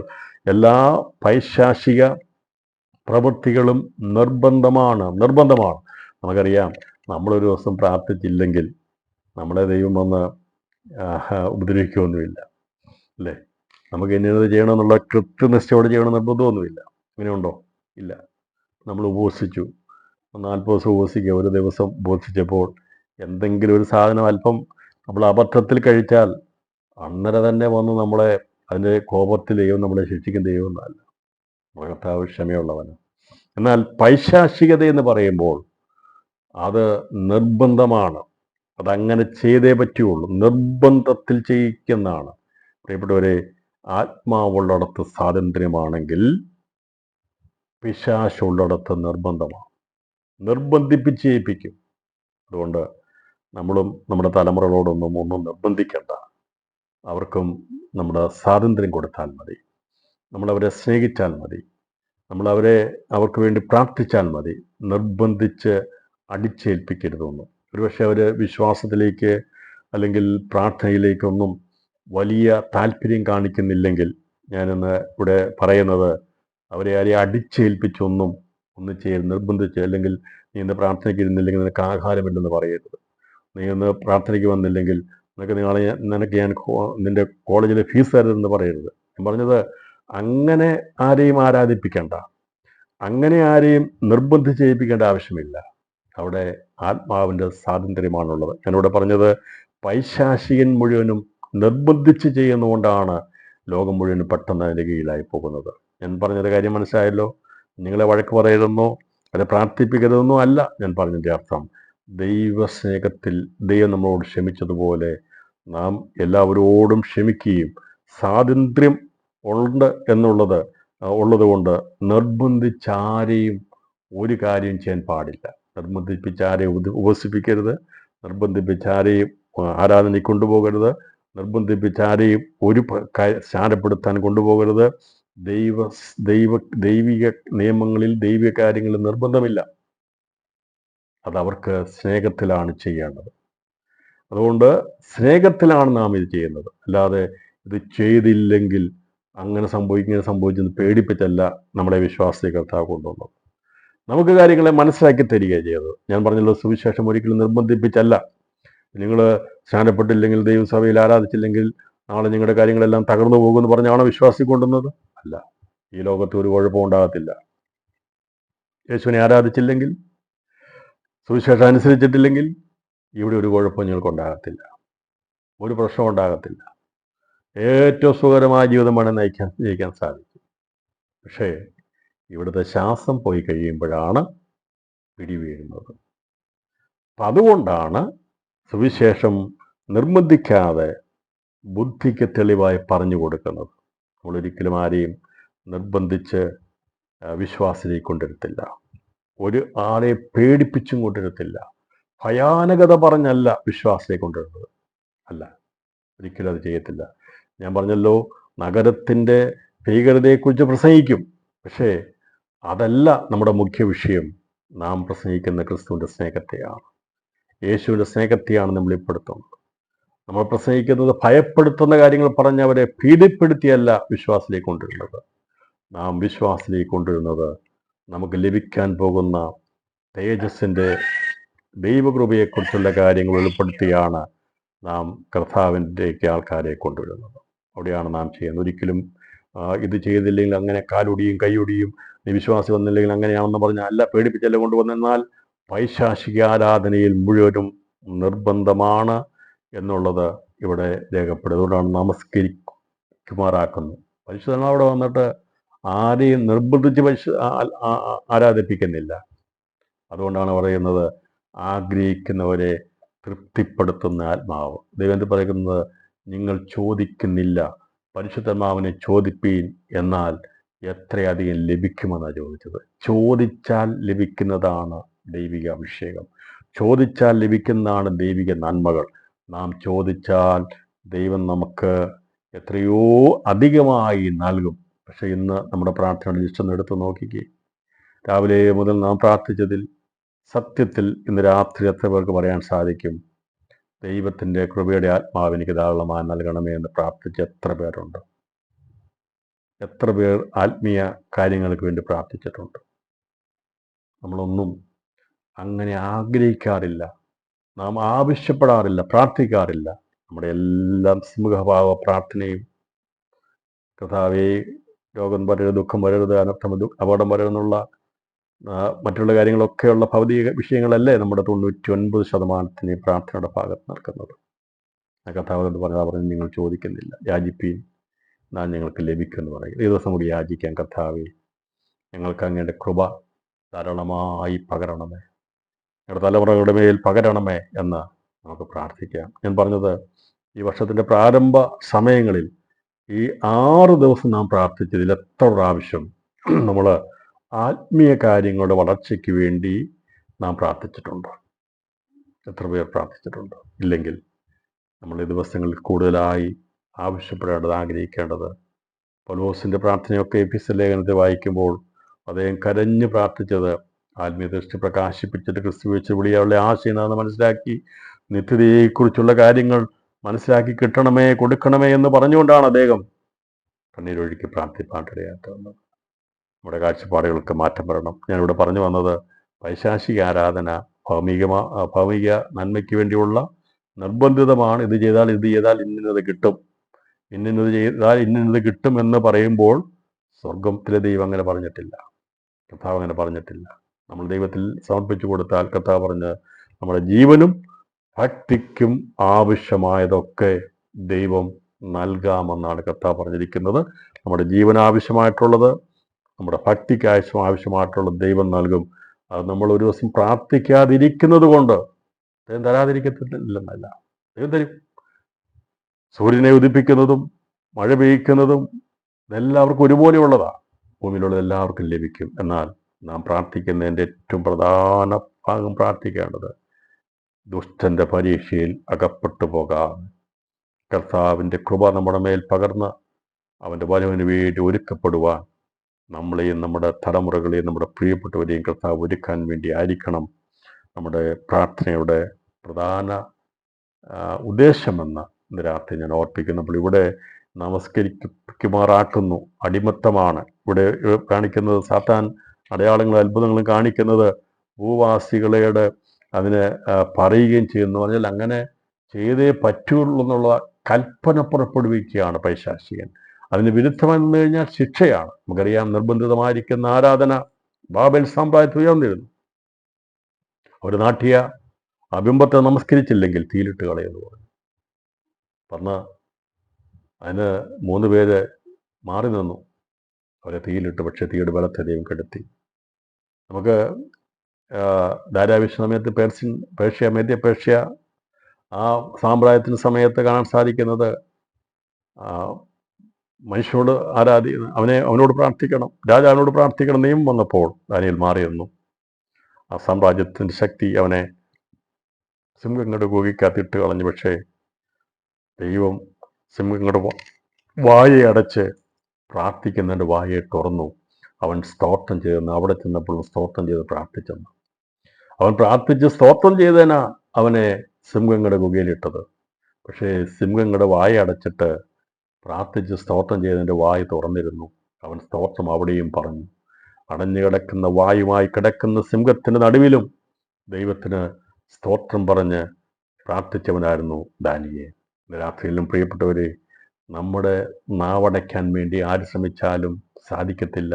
എത്ര പൈശാചികൻ ഏതെല്ലാം രീതിയിൽ പ്രവർത്തിച്ചാലും, എതിർ ക്രിസ്തുവിൻ്റെ ഭരണസമയത്ത് എത്രമാത്രം പരിപാടികൾ നടത്തിയാലും, സത്യാരാധനയുടെ വിളക്ക്, ആ ദൈവം കത്തിച്ചിരിക്കുന്ന ആരാധനയെ നിർമൂലനം ചെയ്ത് കളയാൻ ഒരു ശക്തിയും കഴിയത്തില്ല. അന്നും ദൈവത്തെ ആരാധിക്കുന്നവർ ലോകത്തിലുണ്ടായിരിക്കും എന്നുള്ളതും ഇതിനകത്ത് നമ്മൾ മനസ്സിലാക്കിയെടുക്കേണ്ട കാര്യങ്ങളാകുന്നു. അപ്പോൾ ഇവിടെ ആകാശത്തിൽ നിന്ന് ഭൂമിയിലേക്ക് തീ ഇറങ്ങുമാറ് വലിയ അടയാളങ്ങൾ പ്രവർത്തിക്കും. നമുക്കറിയാം, ഈ തീ ഇറങ്ങുന്നത്, ആകാശത്ത് തീ ഇറങ്ങി വലിയ അടയാളങ്ങൾ പ്രവർത്തിക്കുന്നത് എന്താണെന്നുള്ളത്. നമുക്കറിയാം, ആകാശത്ത് തീ ഇറങ്ങി എലീശയുടെ സമയത്ത് അവനെ ആക്ഷേപിച്ചപ്പോൾ, ഏലിയാവിൻ്റെ കാലത്ത് അവനെ ആക്ഷേപിച്ചപ്പോൾ ആ സമയത്ത് അവിടെ തീ ഇറങ്ങി അവരെ കൊന്നുകളയുന്നതിനെ കുറിച്ച് നമുക്കവിടെ കാണാൻ സാധിക്കുന്നുണ്ട്. ഏലിയാവിൻ്റെ സമയത്ത് അവനെ പിടിക്കാൻ വേണ്ടി വന്നപ്പോൾ അവരെ തീ ഇറങ്ങി മരിക്കുവാനിടയായിട്ടാണ്. അപ്പോൾ തീ ആകാശത്ത് ഇറങ്ങി അവരെ ദഹിപ്പിച്ചോളൂ. ഇവിടെ പറഞ്ഞിരിക്കുന്നത് ആകാശത്ത് തീ ഇറങ്ങി വലിയ അത്ഭുതങ്ങളെ കാണിക്കും. തീ ഇറങ്ങുമാറ്, ആകാശത്ത് ഭൂമിയിലേക്ക് തീ ഇറങ്ങുമാറ് വലിയ അടയാളങ്ങൾ പ്രവർത്തിക്കുകയും മൃഗത്തിൻ്റെ മുമ്പിൽ പ്രവർത്തിപ്പാൻ തനിക്ക് നമ്മുടെ കർത്താവ് ലോകത്തിൽ വന്നപ്പോൾ അങ്ങനെയുള്ള ഒരൊറ്റ അടയാളം പോലും യേശു ചെയ്തില്ല. പറഞ്ഞാൽ ഇങ്ങനെ ആകാശത്ത് തീ ഇറക്കുകയോ അല്ലെങ്കിൽ ശൂന്യതയിൽ നിന്ന് അപ്പം എടുത്ത് കൊടുക്കുകയൊന്നും കർത്താവ് ചെയ്തില്ല. ചെയ്തോ? ഇല്ല. യേശു ക്രിസ്തു അങ്ങനെ ചെയ്തില്ല. കർത്താവ് ചെയ്തപ്പോഴെല്ലാം നിങ്ങളുടെ കൈവശം എന്തുണ്ടെന്ന് ചോദിച്ചു, എന്നിട്ട് അതിനെ വർദ്ധിപ്പിച്ചു കൊടുക്കുകയാണ് ചെയ്തത്. അല്ലാതെ കർത്താവ് പ്രാർത്ഥിച്ചിട്ട് ആകാശത്തു നിന്ന് അപ്പം എടുത്ത് ഇഷ്ടംപോലെ നോളാൻ പറഞ്ഞില്ല. അങ്ങനെയല്ല കർത്താവ് കൊടുത്തത്. അവിടെ വെള്ളത്തെ വീഞ്ഞാക്കിയപ്പോൾ, അടയാളം ചെയ്തപ്പോൾ, അവിടെ യേശു പ്രാർത്ഥിച്ചിട്ട് അവിടെ പെട്ടെന്ന് കന്നാസ് നിറച്ചുള്ള വീഞ്ഞ് അവിടെ ഇറക്കി വരികയല്ലേ ചെയ്തത്? അല്ല, അങ്ങനെ കർത്താവ് ചെയ്തില്ല. ദൈവം ചെയ്തത് വെള്ളത്തെ ദൈവം വീഞ്ഞാക്കി കൊടുത്തു. അഞ്ചപ്പത്തെ രണ്ട് മീനയും കൊണ്ട് ദൈവം അവിടെ സൂക്ഷിച്ചപ്പോൾ ശൂന്യത കർത്താവ് അവിടെയല്ല ചെയ്തത്. ദൈവം അത് അവിടെ പ്രാർത്ഥിച്ചതിനെ മൾട്ടിപ്ലൈ ചെയ്തു, വർദ്ധിപ്പിക്കുക ചെയ്തത്. എന്നാൽ ഇവിടെ സാത്താൻ ചെയ്യുന്നത് അങ്ങനെയല്ല. അവൻ വലിയ തീ ഇറങ്ങുമാറാക്കുന്ന വലിയ കാര്യങ്ങൾ ചെയ്യും. അതേക്കുറിച്ച് കൂടുതൽ ചിന്തിക്കണമെന്നുണ്ടെങ്കിൽ കൃത്രിമമായിട്ടുള്ള ഇടിമിന്നലൊക്കെ കണ്ടുപിടിച്ച് വെച്ചിരിക്കുക. കൃത്രിമമായിട്ട് ഇടിമിന്നൽ ഉണ്ടാക്കാൻ പറ്റും. കൃത്രിമമായിട്ടുള്ള സൂര്യനെ തന്നെ ഉണ്ടാക്കിയിട്ടുണ്ട്. കൃത്രിമ സൂര്യനെ ഉണ്ടാക്കിയിട്ടുണ്ട്. അപ്പോൾ ഇതൊക്കെ പരീക്ഷണ ലബോറട്ടറികളിൽ അത് കണ്ടുപിടിക്കപ്പെട്ടുകൊണ്ടിരിക്കുകയാണ്. കൃത്രിമമായിട്ടുള്ള സൂര്യൻ. അപ്പോൾ സൂര്യൻ്റെ ഈ പറയുന്ന ചൂടും വെളിച്ചവും ഒക്കെ ഉണ്ടാക്കിയെടുക്കാൻ പറ്റുന്ന രീതിയിലുള്ള പരീക്ഷണങ്ങൾ അതിൻ്റെ പൂർത്തീകരണത്തിലേക്കാണ്. അത് സാധിപ്പിക്കും. അങ്ങനെ കൃത്രിമ സൂര്യൻ ഉണ്ടാക്കാമെങ്കിൽ ഞാൻ പറയുന്നത്, ഈ പറയുന്ന ദേശത്തെയൊക്കെ ഇരുളൊക്കെ മാറ്റി നിയമങ്ങളെയൊക്കെ മാറ്റാൻ, പകലും സമയങ്ങളെയൊക്കെ മാറ്റാനായിട്ട് കഴിയും. അല്ല, ഇപ്പം കർത്താവ് ഉണ്ടാക്കിയിരിക്കുന്ന സൂര്യനും ചന്ദ്രനും, സൂര്യൻ്റെ വ്യത്യാസം കൊണ്ടാണല്ലോ ഭൂമി കറങ്ങുമ്പോൾ ഈ പറയുന്ന പകലും രാത്രിയൊക്കെ ഉണ്ടാകുന്നത്. ഇനി ഇവരൊരു കൃത്രിമ സൂര്യനെ കൂടി ഉണ്ടാക്കി ഒരു രാജ്യത്തങ്ങ് സ്ഥാപിച്ചു കഴിഞ്ഞാൽ അവിടെ രാത്രി കാണത്തില്ല, പകലായിരിക്കും. അപ്പോൾ അങ്ങനെ നിയമങ്ങൾ, സമയങ്ങൾ ഒക്കെ മാറും. ഇന്ന് കാണുന്ന പ്രകൃതി നിയമങ്ങളെപ്പോലും വെല്ലുവിളിക്കുന്ന രീതിയിലേക്കുള്ള കാര്യങ്ങളാണ് വരാൻ പോകുന്നത്. അതുകൊണ്ടാണ് പറഞ്ഞിരിക്കുന്നത്, ഇപ്പോൾ ഇടിമിന്നലിനെ രക്ഷിക്കാൻ വേണ്ടി നമുക്ക് രക്ഷാചാലകങ്ങളുണ്ട്, മിന്നൽ രക്ഷാചാലകങ്ങളുണ്ട്. അധികം താമസിയാതെ കൃത്രിമമായിട്ടുള്ള ഇടിമിന്നലുണ്ടാക്കും, മനുഷ്യൻ തന്നെ ഉണ്ടാക്കിയെടുക്കും. കൃത്രിമമായിട്ടുള്ള മഴ പെയ്യ്ക്കുന്നില്ലേ? മഴ പെയ്യ്ക്കുന്നുണ്ട്. അപ്പോൾ നമ്മൾ പഴയ നിയമത്തിലൊക്കെ നമ്മൾ പഠിക്കുമ്പോൾ മഴയെന്നുള്ളത് പ്രധാനപ്പെട്ടൊരു വിഷയമാണ്. ഇസ്രായേലിനെ ശിക്ഷിക്കാൻ അല്ലെങ്കിൽ ജാതികളെ ശിക്ഷിപ്പാനായിട്ട് ദൈവം വെച്ചിരുന്ന ഒരു പ്രധാന ശിക്ഷാമാർഗമായിരുന്നു മഴ. അപ്പോൾ മഴയെ ഇപ്പോൾ അങ്ങനെ ഒരു ശിക്ഷ പറഞ്ഞു കഴിഞ്ഞാൽ ഇന്നത്തെ ശാസ്ത്രം പറയും ഞങ്ങൾ മഴ പെയ്യ്ക്കും, മരുഭൂമിയിൽ മഴ പെയ്യ്ക്കും, മഴ പെയ്യിക്കാൻ സാധിക്കും, അല്ലേ? മഴ പെയ്യിക്കാൻ സാധിക്കും. റെയിൻ ഹാർവെസ്റ്റിംഗ് നടത്തുന്ന രാജ്യങ്ങളുണ്ട്, അത് ഉണ്ട്. അപ്പോൾ അതുകൊണ്ടാണ് യോബിൻ്റെ പുസ്തകം ചോദിച്ചിരിക്കുന്നത് മഴത്തുള്ളിക്ക് അപ്പനുണ്ടോ എന്ന് ചോദിച്ചത്. മഴത്തുള്ളിക്ക് അപ്പനുണ്ടോ? ഉണ്ടോ? ശാസ്ത്രത്തോട് ചോദിക്കുക, നീ മഴത്തുള്ളി എവിടുന്നാണ് ഉണ്ടാക്കുന്നത്? ദൈവമുണ്ടാക്കിയിരിക്കുന്നല്ലാതെ ഒന്നും ഉണ്ടാക്കാൻ പറ്റത്തില്ല. നീ കൃത്രിമ മഴ പെയ്യിക്കാനായിട്ട് മേഘങ്ങളെ ആകർഷിച്ച് ചില രാസവസ്തുക്കൾ അന്തരീക്ഷത്തിൽ വിതറിക്കഴിഞ്ഞാൽ, സിൽവർ നൈട്രേറ്റ് പോലുള്ളൊക്കെ അവർ വിതറിക്കഴിഞ്ഞാൽ അത് മഴമേഘങ്ങളെ ആകർഷിച്ച് അവിടെ മഴ പെയ്യിക്കാൻ സാധിക്കും. പക്ഷെ എന്നാൽ അറബിക്കടലിലും ശാന്തസമുദ്രത്തിലും അറ്റ്ലാന്റിക്കിലും ഒക്കെ കിടക്കുന്ന വെള്ളത്തെ നീരാവിയാക്കിയെടുക്കാൻ ശാസ്ത്രമേ നിനക്ക് കഴിയത്തില്ല. അതുകൊണ്ടാണ് ചോദിച്ചത് മഴത്തുള്ളിക്ക് അപ്പനുണ്ടോ എന്ന് ചോദിച്ചത്. ശാസ്ത്രം എത്ര വികസിച്ചു പോയാലും എന്തെല്ലാം കാര്യങ്ങൾ ചെയ്താലും അതിൻ്റെ പിമ്പിൽ ദൈവത്തിൻ്റെ കരമുണ്ടെന്നുള്ളത് മനസ്സിലാക്കിക്കോളും. ഈ നീരാവി ചെന്നിട്ടല്ലേ അതിനെ ആകർഷിച്ച് മഴ പെയ്യ്ക്കാൻ കഴിയത്തുള്ളൂ. അതല്ലാതെ കടലിൽ കിടക്കുന്ന വെള്ളത്തെ, ഇന്ത്യൻ മഹാസമുദ്രത്തിൽ കിടക്കുന്ന വെള്ളത്തെ, സമുദ്രത്തിൽ കിടക്കുന്ന വെള്ളത്തെ നീരാവിയാക്കി മാറ്റാൻ ശാസ്ത്രത്തിന് കഴിയുമോ? സാത്താന് കഴിയുമോ? കഴിയത്തില്ല. സാത്താന് പലതും ചെയ്യാൻ കാണിക്കും. മനുഷ്യൻ ഇങ്ങനെയുള്ള വിഷയങ്ങളെ കാണുമ്പോൾ അതിൻ്റെ അതൊക്കെ വീണുപോകും. ശരിയല്ല? ഇന്നത്തെ തലമുറ ചോദിക്കുക മഴ പെയ്യിക്കാൻ ശാസ്ത്രത്തിന് കഴിയും, പിന്നെ ദൈവത്തിൻ്റെ ആവശ്യം എന്താ എന്ന് ചോദിക്കുമ്പോൾ തിരിച്ച് ചോദിക്കണം, മോനെ ഈ നീരാവി ഉണ്ടായത് എവിടുന്നാന്ന് ചോദിക്കണം. എവിടുന്നാണ് നീരാവി ഉണ്ടായത്? ശാസ്ത്രമാണോ ഹൈഡ്രജനും ഓക്സിജനും കൂട്ടി ഹൈഡ്രജനെ സൃഷ്ടിച്ചത്, ഓക്സിജനെ സൃഷ്ടിച്ചത്? ശാസ്ത്രമാണോ വെള്ളം കണ്ടുപിടിച്ചത്? ശാസ്ത്രമാണോ മണ്ണ് കണ്ടുപിടിച്ചത്? ശാസ്ത്രമാണോ ധാതുക്കളെ, ലോകങ്ങളെ കണ്ടുപിടിച്ചത്? അല്ല, അതൊക്കെ സൃഷ്ടിതാവായ ദൈവമാണ്. പിന്നെ ചെയ്യാൻ പറ്റുന്നത്, ഞാൻ പറഞ്ഞല്ലോ, ഇതിൻ്റെ മാനേജ്മെൻറ്റ്, ഇതിൻ്റെ പല രീതിയിലുള്ള കാര്യങ്ങൾ. യുറേനിയം ഉണ്ടാക്കിയത് ശാസ്ത്രമല്ല. യുറേനിയം എന്ന മൂലകം ഉണ്ടാക്കിയിട്ടുണ്ട്. പ്ലൂട്ടോണിയം, യുറേനിയം ഇങ്ങനെയുള്ള പല ധാതുക്കളും ഉപയോഗിച്ച് പല കാര്യങ്ങൾ, ഊർജ വസ്തുക്കൾ ഉണ്ടാക്കിയെടുക്കുവാൻ വേണ്ടി ശാസ്ത്രം ഉപയോഗിക്കുമ്പോൾ ഇതൊന്നും ശാസ്ത്രം ഉണ്ടാക്കിയതല്ല കേട്ടോ. ഇതെല്ലാത്തിൻ്റെയും പിമ്പിൽ ദൈവത്തിൻ്റെ അദൃശ്യമാകുന്ന സൃഷ്ടിയുടെ കരമുണ്ട് എന്നുള്ളത് കൊണ്ട് ഇവൻ എത്രമാത്രം അത്ഭുതങ്ങൾ, അടയാളങ്ങൾ കാണിച്ചാലും, രാത്രി സന്ദേശം കേൾക്കുന്ന പ്രിയപ്പെട്ടവരെ, പൈശാചിക സമൂഹം, സാത്താനിക സമൂഹം എത്ര അടയാളങ്ങൾ കാണിച്ചാലും അതിൻ്റെ പിമ്പിൽ വീണു പോകരുത്. സൃഷ്ടിതമായിരിക്കുന്ന ദൈവത്തെ മാത്രമാണ് യഥാർത്ഥമായ ജ്ഞാനമുള്ളവർ ആരാധിക്കൂ. അതുകൊണ്ട് കൃത്രിമമായിട്ടുള്ള ഇടിമിന്നലും കൊടുങ്കാറ്റും പേമാരിയും മഴയൊക്കെ ഇവനുണ്ടാക്കി കാണിക്കുമ്പോൾ ഇതെല്ലാം കണ്ട് ഭൂവാസികൾ വീണുപോകും. എന്നാൽ അന്നും ആ കാലഘട്ടത്തിലും സത്യവചനത്തിന് വേണ്ടി നിൽക്കുന്ന ഒരു കൂട്ടം ജനമുണ്ടായിരിക്കും എന്നുള്ളതിന് യാതൊരു സംശയമില്ല.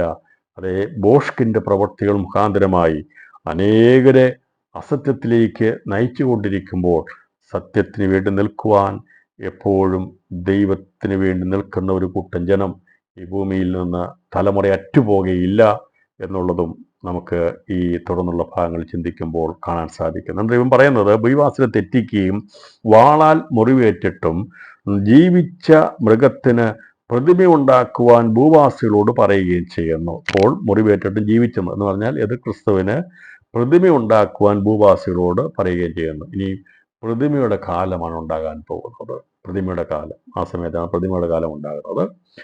അതേക്കുറിച്ച് നമുക്ക് ശരിയായ രീതിയിൽ പഠിക്കുമ്പോൾ നമുക്ക് കാണാൻ സാധിക്കുന്നത്, ഇന്ന് കാണുന്നതെല്ലാം മാറ്റാൻ പോവുകയാണ്. ഇന്നത്തെ എല്ലാ ആരാധനാ സംവിധാനങ്ങളെയും മാറ്റും ആര്? ഇത് ക്രിസ്തു. ഇപ്പോൾ കാണുന്ന സകല ആരാധനാ സംവിധാനങ്ങളെയും മാറ്റപ്പെടും. അത് മാറ്റപ്പെടുന്നത് ഇത് ക്രിസ്തുവിനാലാണ്. കാരണം അന്ന് അവനാണ് ആരാധനയ്ക്ക് യോഗ്യനെന്ന് വെളിപ്പെടുത്തിക്കൊണ്ട് മറ്റുള്ള എല്ലാറ്റിനെയും നീക്കം ചെയ്ത് ലോകത്തെ മുഴുവനും അവൻ്റെ മുമ്പിൽ നമസ്കരിക്കപ്പെടുവാൻ വേണ്ടി പ്രവർത്തിക്കുന്ന ബോഷ്കിൻ്റെ ആത്മാവിൻ്റെ ശക്തിയാണ് കള്ളപ്രവാചകൻ. അപ്പോൾ ഭൂവാസിൽ തെറ്റിപ്പനായി വലിയ അടയാളങ്ങളാണ് കള്ളപ്രവാചകൻ ചെയ്യുന്നത്. പ്രിയപ്പെട്ടവരെ, ഇത്രയൊന്നും വേണ്ട. ചെറിയൊരു കാര്യം വന്ന് അങ്ങോട്ട് കൊടുക്കും ആൾക്കാർ. ഞാൻ പറയട്ടെ, എന്തെങ്കിലും കാര്യം കൊണ്ട് ഡയബറ്റിക്സ് മാറ്റാമെന്ന് പറഞ്ഞു കഴിഞ്ഞാൽ, ഉദാഹരണമാണ്, ഒരു പ്രമേഹ രോഗം മാറ്റാനായിട്ട് അവിടെ ഒരു പൗഡർ ഉണ്ടെന്ന് പറഞ്ഞു കഴിഞ്ഞാൽ എത്ര പേര് അതിൻ്റെ പിന്നാലെ ഓടുന്നറിയാമോ? ഞാൻ പറഞ്ഞ ചെറിയൊരു കാര്യമാണ്. അപ്പോൾ ചെറിയൊരു കാര്യമാണെങ്കിലും അതിന് പബ്ലിസിറ്റി കിട്ടിക്കഴിഞ്ഞാൽ മനുഷ്യൻ അതിൻ്റെ പിന്നാലെ പായും, അതിന് പിന്നാലെ ഓടും. ഒരു ചെറിയ കാര്യത്തിന് വേണ്ടിയാണ് എന്തുമായിക്കോട്ടെ രീതിയിൽ പോകുന്നത്. അപ്പം അങ്ങനെയാണെങ്കിൽ ഇന്ന് ആ ഒരു ടെൻഡൻസി ഉണ്ടെങ്കിൽ അന്നത് എത്ര വലുതായിരിക്കും. അവൻ കാണിക്കുന്ന എത്ര വലിയ അടയാളങ്ങളാണ് കാണിക്കുന്നത്, അതിശയിച്ചു പോകുന്ന കാര്യങ്ങളല്ലേ കാണിക്കുന്നത്. അപ്പോൾ അവരുടെ പിന്നാലെ ലോകം പോകുന്നതിനകത്ത് അതിശയിക്കാനൊന്നുമില്ല. നമ്മുടെ കർത്താവ് വന്ന് അങ്ങനെയുള്ള അത്ഭുതങ്ങളൊന്നുമല്ല കർത്താവ് ചെയ്തത്. എല്ലാവരും കാണുക വലിയ തീയിറക്കിയൊന്നല്ല യേശു പ്രവർത്തിച്ചത്. അവൻ പ്രവർത്തിച്ചത് അശരണനായിരിക്കുന്ന യാതൊരുവിധമായ സന്തോഷമോ സമാധാനമോ കിട്ടാതെ പൈശാചികളെ ബന്ധിക്കപ്പെട്ട് കിടന്നിരുന്ന രോഗികളായിട്ടുള്ള കുഷ്ഠരോഗികളായിരിക്കുന്ന അന്ധന്മാരായിരിക്കുന്ന കുടന്മാരായിരിക്കുന്നവരെ അവൻ തൊട്ട് സൗഖ്യമാക്കി, വചനമായിട്ട് സൗഖ്യമാക്കി. അവൻ അങ്ങനെ സൗഖ്യമാക്കുകയാണ് ചെയ്തത്. അതല്ലാതെ അവൻ ഇവിടെ വന്ന് ഏതെങ്കിലും അത്ഭുതം കാണിച്ചിട്ട് ഞാൻ ദൈവപുത്രനാണെന്ന് വെളിപ്പെടുത്തുകയല്ല ചെയ്തത്. ഞാൻ ചോദിക്കട്ടെ, ഇതൊക്കെ കാണിച്ച് എന്താ പ്രയോജനം? ഈ അന്യദേവനെ സേവിക്കുന്നവരുടെ വേദന വർദ്ധിക്കുകയല്ലാതെ കുറയത്തില്ല. എന്നാൽ യേശു വന്നപ്പോൾ പിതാവാം ദൈവത്തെ, സത്യദൈവത്തെ ആരാധിച്ചപ്പോൾ അനേകം വേദനകൾ മാറുവാനിടയായിരുന്നു. ഒരിക്കലും നൂരുവാൻ കഴിയാതിരുന്നവർ, ഭാരമുള്ളവർ, വേദനപ്പെട്ടവർ, ജീവിതത്തിൽ ഒരിക്കൽ പോലും സന്തോഷിക്കാൻ കഴിയാതിരുന്ന, അസമാധാനത്തിലായിരുന്ന, അസന്തുഷ്ടിയിലായിരുന്ന, ഭാരത്തിലായിരുന്നവരുടെ വേദനകളെ മാറ്റുവാൻ വേണ്ടിയാ യേശു അടയാളവും അത്ഭുതവും ചെയ്തത്. സമാധാനം അറ്റുപോയ, ഒരിക്കലും സമൂഹത്തിൽ കടന്നു വരുവാൻ കഴിയാതിരുന്നവരുടെ വേദന മാറ്റുവാനായി യേശു രോഗികളെ സൗഖ്യമാക്കിയത്. യേശു ഭൂതങ്ങളെ പുറത്താക്കിയത് അതിനു വേണ്ടിയാണ്. എന്തിനേറെ പറയുന്നു, അവൻ ക്രൂശിൽ യാഗമായി തീർന്നത്, അടയാളമായി തീർന്നത് മറ്റൊന്നിനും വേണ്ടിയല്ല, നമ്മുടെ നിത്യമായ ഭീതിയെ മാറ്റുവാൻ, നിത്യമരണത്തെ മാറ്റുവാൻ, നിത്യവേദനയെ മാറ്റുവാൻ, നമ്മുടെ പാപം നീക്കുവാൻ വേണ്ടി യേശു അടയാളമായി തീർന്നു. അവൻ കാൽവറിയിൽ യാഗമായി തീർന്നു. മൂന്നാം ദിവസം അവൻ ഉയർത്തെഴുന്നേറ്റ് ഇന്നും ജീവിക്കുന്ന സാക്ഷ്യത്തിൻ്റെ അടയാളമാണത്. മനുഷ്യവംശത്തിൻ്റെ രക്ഷയ്ക്കുള്ള അടയാളമാണ് ക്രിസ്തുവിലൂടെ കാണുന്നത്. സാത്താൻ കാണിക്കുന്ന, ഞാൻ ചോദിക്കട്ടെ, ആകാശത്ത് തീ ഇറങ്ങി കാണിച്ചാൽ എന്താ കാണുന്നവന് പ്രയോജനം? എന്തെങ്കിലും ഉണ്ടോ? ഒരു പ്രയോജനം. പക്ഷെ അതിൻ്റെ പിന്നാലെ ആൾക്കാർ പോകും. ക്രിസ്തുവിൻ്റെ പിന്നാലെ വാ, നിത്യജീവൻ ദൈവം തരും. അവൻ വന്ന് ഏതെങ്കിലും അശരീരികൾ കാണിച്ച്, എന്തെങ്കിലും അടയാളങ്ങൾ കാണിച്ച് മനുഷ്യനെ വഞ്ചിക്കുകയല്ല ചെയ്തത്. മനുഷ്യൻ്റെ യഥാർത്ഥമായ വിഷയങ്ങളെ അഴിക്കുകയാണ് ചെയ്തത്.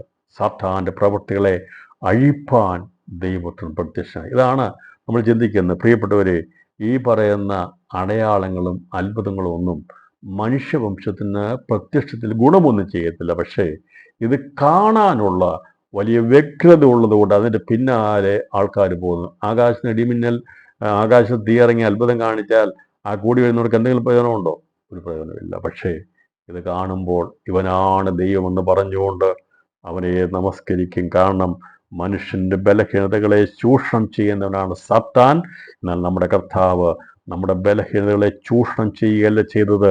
സാക്ഷാൽ നമ്മുടെ ബലഹീനതകളെ അവൻ വഹിച്ചു. നമ്മുടെ രോഗങ്ങളെ അവൻ വഹിച്ച് അവൻ എടുക്കുകയാണ്. യെശയ്യാവിൻ്റെ പ്രവചനത്തെ പറയുന്നത്, അവൻ നമ്മുടെ ബലഹീനതകളെ എടുത്തു, നമ്മുടെ സാക്ഷാ രോഗങ്ങളെ അവൻ വഹിച്ചെന്നാണ് പറഞ്ഞിരിക്കുന്നത്. ചൂഷണം ചെയ്യുകയല്ല ചെയ്തത് യേശു. ലോകത്തിൽ കർത്താവ് വന്ന് രോഗികളായിരിക്കുന്നവരെ അവൻ ചൂഷണം ചെയ്ത് കളയുകയല്ല ചെയ്തത്. ബലഹീനതകളെ അവൻ എടുക്കുകയാണ് ചെയ്തത്. രോഗികളുടെ രോഗത്തെ അവൻ വഹിക്കുകയാണ് ചെയ്തത്. അവൻ വിടിവിക്കുകയാണ് ചെയ്തതെന്നാൽ സാത്താൻ അവൻ്റെ പ്രവൃത്തികൾ തന്ത്രങ്ങൾ, ബോഷ്കിന്റെ ശക്തികൾ, മനുഷ്യ നിന്റെ ബലഹീനതകളെ ചൂഷണം ചെയ്യാൻ വേണ്ടിയാ സാത്താൻ പ്രബലപ്പെട്ട് നിൽക്കുന്നത്. അതെപ്പോഴും ഉണ്ട്. ഏത് മനുഷ്യന്റെ ബലഹീനതകളെ ചൂഷണം ചെയ്യാൻ വേണ്ടി നോക്കിയിരിക്കുന്ന പതിയിരിപ്പ് ശക്തിയാണ് പിശാച്. എന്നാൽ നമ്മുടെ കർത്താവ് നമ്മുടെ ബലഹീനതകളെ ചൂഷണം ചെയ്യല്ല. നമ്മുടെ ബലഹീനതകളിൽ സഹതാപം കാണിക്കുന്നവനാണ് നമ്മുടെ കർത്താവ്. വ്യത്യാസം മനസ്സിലാകണം. മനുഷ്യന്റെ ബലഹീനതകളെ ചൂഷണം ചെയ്യുന്നതാണ് പിശാചെങ്കിൽ, ദൈവത്തെ അയക്കുന്ന ക്രിസ്തുവിനെ കുറിച്ച് പറയുമ്പോൾ നമ്മുടെ ബലഹീനതകളിൽ നമ്മളോട് സഹതാപം കാണിക്കുന്നവനാണ് നമ്മുടെ കർത്താവ്. രണ്ട് വ്യത്യാസം മനസ്സിലായല്ലോ. സാത്താൻ ബലഹീനതകളെ ചൂഷണം ചെയ്യുവാൻ നിൽക്കുകയാണ്. എന്നാൽ നമ്മുടെ കർത്താവ് നമ്മുടെ ബലഹീനതകളിൽ സഹതാപം കാണിച്ച് നമ്മെ വിടിവിക്കുന്ന ദൈവശക്തി ഇന്ന് രാത്രിയിൽ ഈ സന്ദേശത്തിലൂടെ വ്യാപരിക്കുന്നുണ്ട്. നമ്മുടെ ബലഹീനതകളെ, നമ്മുടെ രോഗങ്ങളെ, നമ്മുടെ ഭാരങ്ങളെ കണ്ടുകൊണ്ട് അതിൽ നിന്ന് എന്തെങ്കിലും നേട്ടം കൊയ്യുകയല്ല കർത്താവ് ചെയ്തത്. അത് മുഴുവനും അവൻ ശിരസാ വഹിച്ച് നമുക്ക് വേണ്ടി യാഗമായി തീർന്ന് നമ്മെ വിടിവിച്ച സത്യത്തിന്റെ ആത്മാവിന്റെ ശക്തിയുടെ ആരാധനയാണ് യഥാർത്ഥമായ ക്രിസ്തീയ ആരാധന. അതിൻ്റെ അകത്താണ് ഞാനും നിങ്ങളുമായിരിക്കുന്നത്. നാം ചതിക്കപ്പെട്ടു പോകുകയല്ല ചെയ്തത്, വഞ്ചിക്കപ്പെട്ടു പോകുകയല്ല നാം ചെയ്തത്. നാം യഥാർത്ഥത്തിൽ രക്ഷിക്കപ്പെടുകയാണ് ചെയ്തത്. നാം യഥാർത്ഥത്തിൽ സത്യത്തിൽ വന്നതുകൊണ്ട് നമുക്ക് സഹായം ലഭിക്കുകയാണ് ചെയ്തത്. ക്രിസ്തീയ വിശ്വാസവും പൈശാചിക ശക്തികളും തമ്മിലുള്ള വ്യത്യാസത്തെയാണ് ഇവിടെ വെളിപ്പെടുത്തിയിരിക്കുന്നത്. മനുഷ്യന്റെ ബലഹീനതകളെ ചൂഷണം ചെയ്യുന്നതല്ല ക്രിസ്തീയ വിശ്വാസം.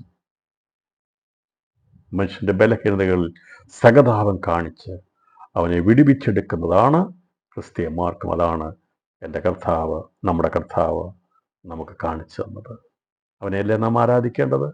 അതോ ആകാശത്ത് തീയിറങ്ങി എന്തെങ്കിലും അത്ഭുതങ്ങൾ കാണിക്കുമ്പോൾ അതിൻ്റെ പിമ്പിൽ കമന്നു കടന്നുകൊണ്ട് ദൈവമാണെന്ന് പറഞ്ഞുകൊണ്ട് അതിനെ നമസ്കരിക്കുന്നതാണോ യഥാർത്ഥമായ ഭക്തി, യഥാർത്ഥമായ ബുദ്ധി, യഥാർത്ഥമായ ശക്തി? എന്ത് ലഭിക്കും? ഒന്നും ലഭിക്കത്തില്ല. അതിൽ നിന്ന് നസറേയനെ ആരാധിച്ചാൽ നിത്യജീവൻ ലഭിക്കും. ഈ ലോകത്തിൽ ഒരുപക്ഷെ അതിൻ്റെ മുടന്ത് മാറിക്കാണത്തില്ല, കണ്ണിൻ്റെ കാഴ്ച മാറിക്കാണത്തില്ലായിരിക്കാം, കടമാറം മാറിക്കാണത്തില്ല, ബുദ്ധിമുട്ട് മാറിക്കാണത്തില്ലായിരിക്കും, തലമുറ ഉണ്ടായി കാണത്തില്ലായിരിക്കും, പ്രാർത്ഥിച്ചൊന്നും കിട്ടിക്കാണത്തില്ല. പക്ഷേ യേശു പറയുന്നത്, ഇവിടെ കഷ്ടവും ഞെരുക്കവും ദുഃഖവും പ്രയാസവും ഒക്കെ ഉണ്ടെങ്കിലും അവനിൽ വിശ്വസിച്ച്, അവൻ്റെ നാമത്തിൽ വിശ്വസിച്ചാൽ നമുക്ക് ലഭിക്കുന്നത് നിത്യജീവനാണ്, നിത്യസന്തോഷമാണ്, നിത്യസമാധാനമാണ്. അവൻ വഞ്ചിക്കുകയല്ല ചെയ്തത്, അവൻ യഥാർത്ഥത്തിൽ മനുഷ്യവംശത്തെ വിടിവിക്കുകയാണ് ചെയ്തത്. അപ്പോൾ ഭൂവാസികളെ തെറ്റിക്കാൻ വേണ്ടി ഇങ്ങനെ വലിയ അടയാളങ്ങൾ ഭൂമിയിലേക്കൊക്കെ ഇറങ്ങുമാറാക്കും എന്നുള്ളുമ്പോൾ അതേക്കുറിച്ച് സുവിശേഷത്തിൽ അപ്പോസ്തലനായിരിക്കുന്ന പൗലോസ് ലേഖനങ്ങളിൽ അതേക്കുറിച്ച് നമുക്ക് മുന്നറിയിപ്പ് നൽകിയിട്ടുണ്ട്. മർക്കോസിൻ്റെ സുവിശേഷം അതേക്കുറിച്ച് നമുക്ക് ലേഖനങ്ങളിലും സുവിശേഷത്തിൽ നമുക്ക് തന്നിട്ടുണ്ട്. സുവിശേഷത്തിൽ രേഖപ്പെടുത്തിയിരിക്കുന്നത് കഥ ഇപ്രകാരം പറയുന്നത്. മർക്കോസ് സുവിശേഷം 13:22 കള്ളക്രിസ്തുക്കളും കള്ളപ്രവാചകന്മാരും എഴുന്നേറ്റു, കഴിയുമെങ്കിൽ വൃതന്മാരെയും തെറ്റിപ്പനായി അടയാളങ്ങളും അത്ഭുതങ്ങളും കാണിക്കും. പ്രിയപ്പെട്ട കർത്താവ് ഈ സുവിശേഷത്തിൽ പറഞ്ഞിരിക്കുന്നത് കൂടുതൽ കാര്യങ്ങളും അത് രണ്ടാമത്തെ വരവിനെ കുറിച്ചുള്ള കാര്യങ്ങളാണ് പറഞ്ഞിരിക്കുന്നത്. അപ്പോൾ കർത്താവ് പറഞ്ഞിരിക്കുന്ന സുവിശേഷത്തിൽ സഭയെക്കുറിച്ചുള്ള ഉപദേശങ്ങൾ അധികം പറഞ്ഞിട്ടില്ല. അന്നത്തെ ആ കാലഘട്ടത്തിൽ യഹൂദനോടുള്ള ബന്ധത്തിലുള്ള കാര്യങ്ങളും അവന് സംഭവിക്കാൻ പോകുന്ന അവസാനത്തെക്കുറിച്ചുള്ള കാര്യങ്ങളെക്കുറിച്ചുമാണ് കർത്താവ് കൂടുതലായിട്ട് അവിടെ പ്രസംഗിച്ചിട്ടുള്ളത്. സഭയെക്കുറിച്ചുള്ള ദൂതുകൾ കർത്താവ് അവിടെ പ്രസ്താവിച്ചിട്ടില്ല. അത് പരിശുദ്ധാത്മാവ് വന്ന ശേഷം ഉപദേശകരമായി ശിഷ്യന്മാരെ പഠിപ്പിച്ചത് വെളിപ്പെടുത്തിയാണ് നമുക്ക് പിന്നീട് അപ്പോസ്തല പ്രവൃത്തി രചിക്കപ്പെട്ട ശേഷമായി അത് ബാക്കിയുള്ള കാര്യങ്ങൾ നമുക്ക് ലഭിക്കാൻ ഇടയാക്കുന്നത്. ഇപ്പം നമ്മൾ എന്തുകൊണ്ടാണ് കർത്താവ് പഠിപ്പിച്ച പ്രാർത്ഥന പ്രാർത്ഥിക്കാമെന്ന് പലരും ചോദിക്കും. കാരണം അന്ന് കർത്താവ് പഠിപ്പിച്ച പ്രാർത്ഥന അത് നമ്മളിന്ന് ജൽപ്പനം ചെയ്യാത്തതിൻ്റെ കാരണം, അന്ന് അവർ ചോദിച്ചപ്പോൾ, ശിഷ്യന്മാരെ ചോദിച്ചപ്പോൾ അന്ന് ആ സമയത്ത് നിലനിന്നിരുന്ന യഹൂദനോടുള്ള ബന്ധത്തിലുള്ള പ്രാർത്ഥന അധികം പഠിപ്പിച്ചത്, ദൈവരാജ്യത്തെക്കുറിച്ചുള്ള പ്രാർത്ഥന അധികം പഠിപ്പിച്ചത്. എന്നാൽ ഈ വണ്ണം പ്രാർത്ഥിക്കണമെന്ന് കർത്താവ് പഠിപ്പിച്ചിട്ട് പിന്നീട് കർത്താവ് പ്രാർത്ഥിച്ച പ്രാർത്ഥനയും നമ്മളെങ്ങനെയാണ് പ്രാർത്ഥിക്കേണ്ട പ്രാർത്ഥന നമുക്ക് വ്യക്തമായി, നമുക്ക് ആരുടെ നാമത്തിൽ പ്രാർത്ഥിക്കണം, എൻ്റെ നാമത്തിൽ പ്രാർത്ഥിക്കണം കർത്താവ് വളരെ വ്യക്തമായി പഠിപ്പിച്ചു തന്നു. അതുകൊണ്ടാണ് നമ്മൾ അന്ന് പ്രാർത്ഥിച്ച ദൈവരാജ്യത്തെക്കുറിച്ചുള്ള പ്രാർത്ഥന നമ്മൾ എന്നും പ്രാർത്ഥിക്കാതിരിക്കുന്നത്. ഒന്ന് രക്ഷിക്കപ്പെടാൻ എന്താ മാർഗം എന്ന് ചോദിച്ചപ്പോൾ കർത്താവ് പറഞ്ഞില്ല, എൻ്റെ നാമത്തിൽ വിശ്വസിച്ച് എൻ്റെ രക്തത്തിൽ കർത്താവ് പറഞ്ഞില്ല. അങ്ങനെയല്ല കർത്താവ് പറഞ്ഞത്. ന്യായപ്രമാണം എന്ത് പറയാമെന്ന് ചോദിച്ചു. അങ്ങനെയല്ലേ? ഒരുവൻ വന്ന് ചോദിച്ചു, നിത്യജീവനം നൽകാൻ ഞാൻ എന്ത് ചെയ്യണമെന്ന് ചോദിച്ചു. കർത്താവ് പറഞ്ഞു, എൻ്റെ നാമത്തിൽ വിശ്വസിച്ച് എൻ്റെ രക്തത്തിൽ നീ കഴികൾ പ്രാപിച്ച യേശു വിശ്വസിക്കാനും കർത്താവ് പറഞ്ഞില്ല. അന്ന് നിലനിന്നിരുന്ന പ്രമാണം കർത്താവ് എടുത്ത് പറഞ്ഞു, നീ എന്താ കേട്ടിട്ടുള്ളത്, നീ എന്താ പഠിച്ചിട്ടുള്ളതെന്ന് ചോദിച്ചു. മോശ എന്താ ന്യായപ്രമാണത്തിൽ അത് ചെയ്യാൻ പറഞ്ഞു, നിത്യജീവൻ ലഭിക്കുന്നു പറഞ്ഞു. അത് അവന് ലഭിക്കാൻ കഴിഞ്ഞില്ല.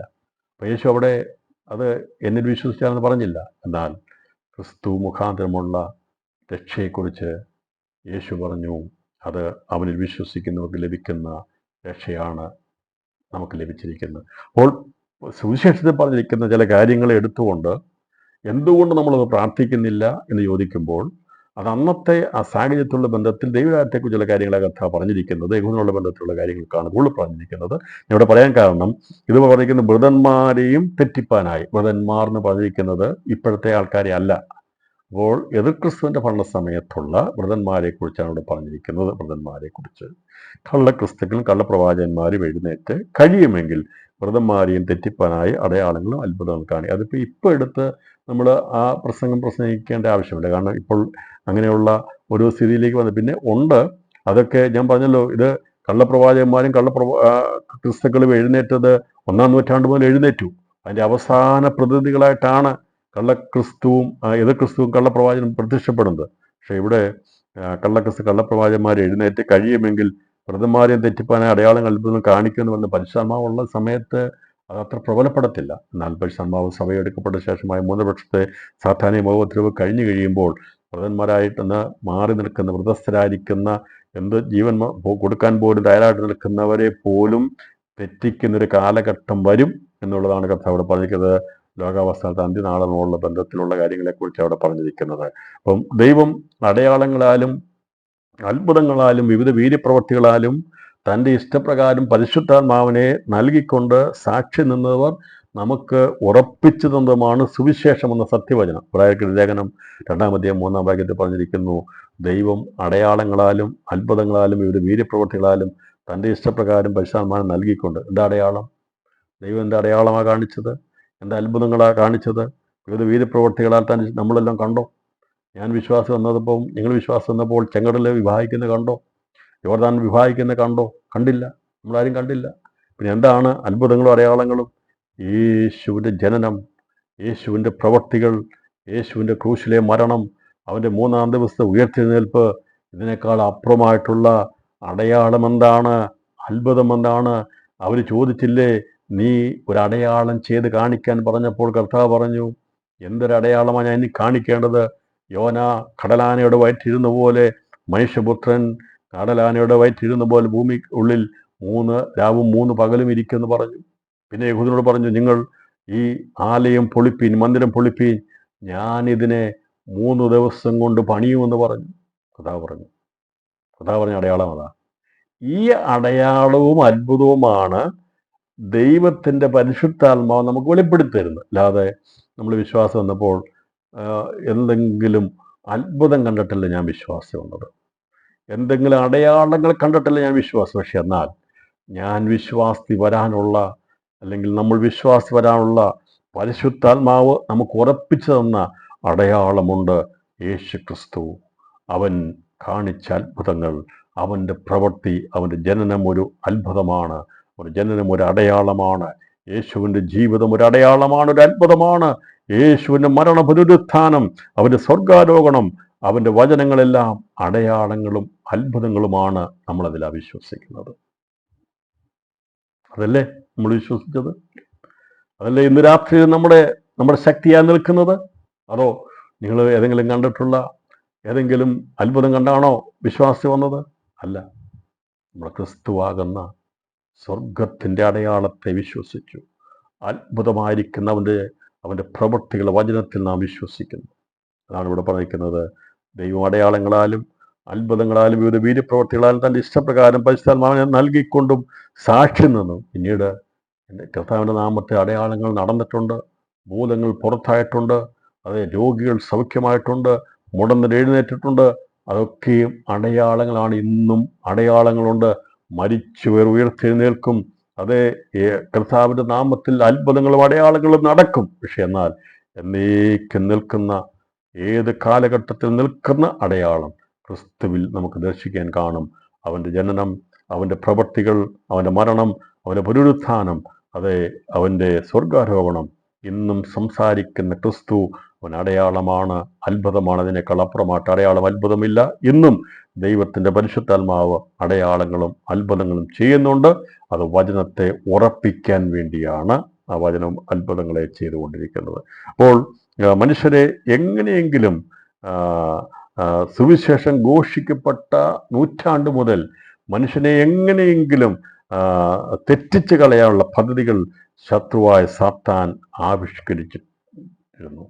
അതിലൊന്നായിരുന്നു ബോഷ്കിൻ്റെ ആത്മാവിലുള്ള വേറൊരു സുവിശേഷം. ഇത് ഇന്ന് തുടങ്ങിയതല്ല. നമുക്കറിയാം, ബോഷ്കിൻ്റെ സുവിശേഷം കള്ള ഉപദേശങ്ങൾ അന്ന് വെളിപ്പെടുവാൻ കഴിയാതെ സത്യോപദേശം അത് നിൽക്കുമ്പോൾ തന്നെ മറുഭാഗത്ത് സാത്താൻ ബോഷ്കിൻ്റെ കള്ള ഉപദേശവുമായിട്ട് എഴുന്നേൽപ്പിച്ചിരുന്നു.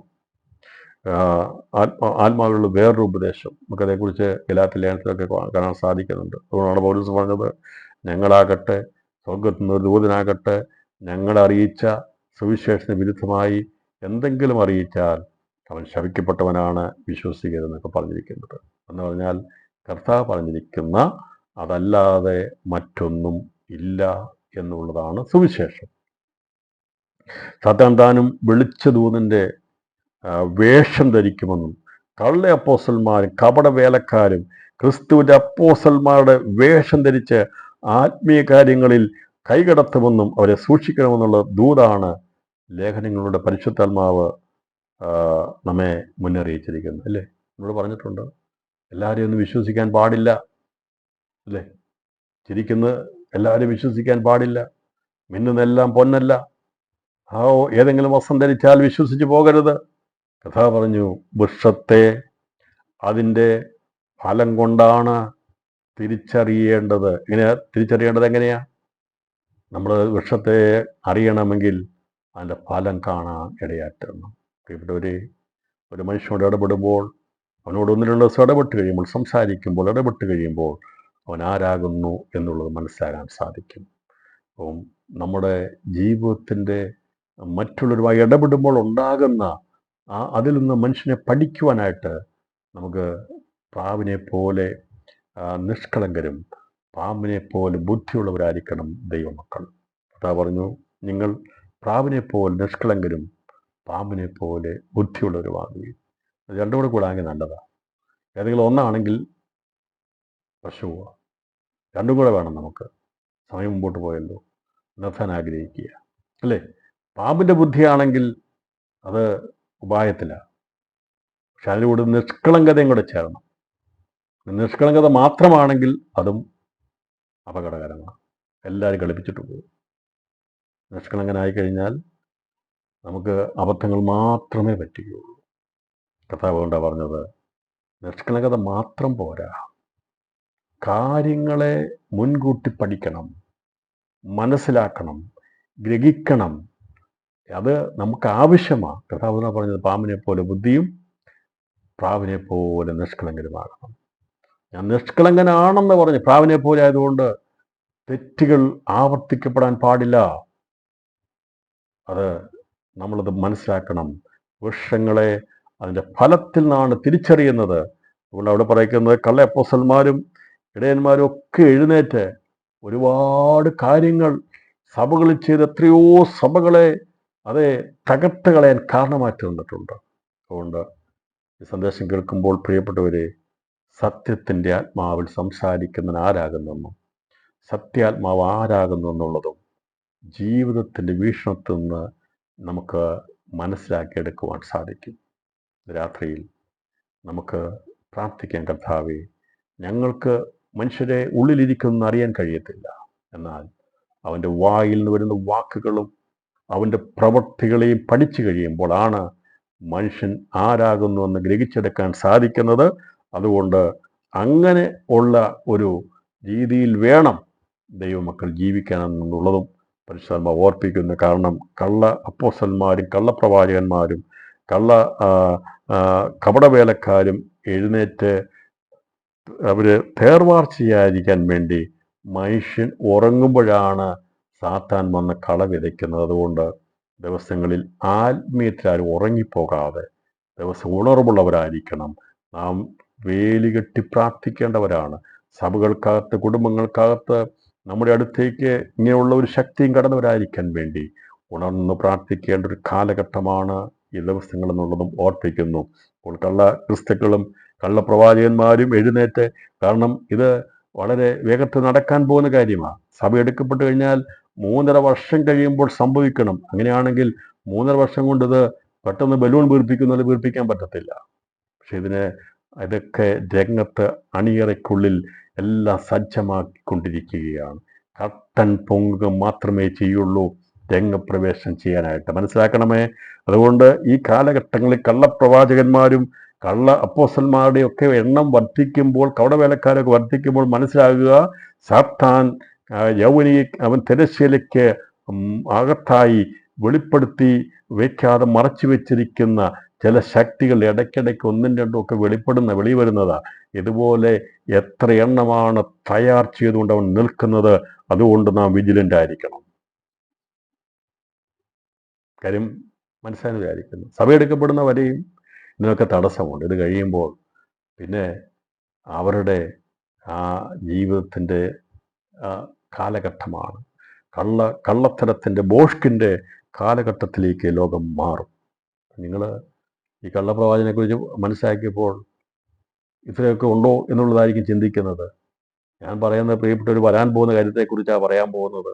ഇപ്പോഴതിൻ്റെ ആസക്തിയില്ല. കാരണം പരിശുദ്ധാത്മാവ് ദൈവവചനം സത്യവചനം ഒഴുകുന്നത് കൊണ്ട് തടയിട്ട് നിർത്തിയിരിക്കുക. ഞാൻ പറഞ്ഞല്ലോ, ഇത് 3.5 വർഷം കഴിയുമ്പോൾ കട്ടൻ പൊങ്ങും. അന്നേരമല്ല ഇതിനെല്ലാം ഒരുമിച്ച് ഇറക്കുന്നത്. മുട്ട വെച്ച് വിരിയിക്കുന്ന പോലെ സാത്താൻ അടവെച്ച് വിരിയിച്ചുകൊണ്ടിരിക്കുന്ന ശക്തികളുണ്ട്. അവൻ്റെ സന്തതികളെ വെളിയിൽ കൊണ്ടുവരും. എന്നാൽ പരിശുദ്ധാത്മാവ് നമ്മെ ഈ ദിവസങ്ങളിൽ അവൻ്റെ ചൂട് പകർന്ന് നമ്മെ നിലനിർത്തുന്ന ദൈവസ്നേഹത്തിൻ്റെ സത്യത്തിൻ്റെ ആത്മാവിൻ്റെ ശക്തിക്കായി രാത്രി ഞാൻ ദൈവത്തിന് സ്തോത്രം ചെയ്യുക. സാത്താൻ അടിയിരുന്ന് അവൻ വിരിയിച്ചിറക്കുന്ന സർപ്പക്കുഞ്ഞുങ്ങൾ അത് വരാൻ പോകുകയാണ്. അതിനുള്ള വാണിങ്ങാണ് ദിവസങ്ങൾ ദൈവാത്മാവ് നൽകുന്നത്. അവൻ വിരിയിച്ചിറക്കാനുള്ള സമയമായി കൊണ്ടിരിക്കുക. പ്രിയപ്പെട്ടവരെ, മറന്നു കളയരുത്. പ്രാർത്ഥിക്കണം, ശക്തമായി പ്രാർത്ഥിക്കണം. ഈ ദിവസങ്ങളിൽ ആ ശക്തികൾ വ്യാപരിക്കാതിരിക്കാൻ വേണ്ടി, അത് പ്രബലപ്പെടാതിരിക്കാൻ വേണ്ടി ഉണർന്ന് പ്രാർത്ഥിക്കേണ്ട ചുമതല നമുക്ക് ഓരോരുത്തർക്കുമാണുള്ളത്. അപ്പം ഇങ്ങനെ സംഭവിക്കാൻ പോകുകയാണ്. സംഭവിക്കും. ബൈബിളിൽ പറഞ്ഞിരിക്കുന്ന കാര്യമായതുകൊണ്ടാണ്. അപ്പോൾ പൈശാചികൾ മറനീക്കി എതിർക്രിസ്തുവും കള്ളപ്രവാചകനും എന്നിങ്ങനെ 2 മനുഷ്യരായി ഭൂമിയിൽ പ്രത്യക്ഷപ്പെടുകയും ചെയ്യുന്നു. ലോകാവസ്ഥയുടെ അന്ത്യസമയത്തേക്ക് അടുക്കുമ്പോൾ സംഭവിക്കാൻ പോകുന്ന കാര്യമാണ്. ആകാശത്ത് ഇറങ്ങുന്ന വലിയ അടയാളങ്ങളാണ് കള്ളപ്രവാചകൻ ചെയ്യുന്നത്. അവന് ലഭിച്ച സാത്താനിക ബലം കൊണ്ടാണ് വലിയ അടയാളങ്ങൾ പ്രവർത്തിച്ച് ഭൂവാസികളെ തെറ്റിച്ച് കളഞ്ഞിട്ട് ഇവൻ ചെയ്യുന്നത് എന്താണെന്ന് വെച്ചാൽ, മരണകരമായ മുറിവേറ്റ മൃഗം എതിർക്രിസ്തുവാണ്.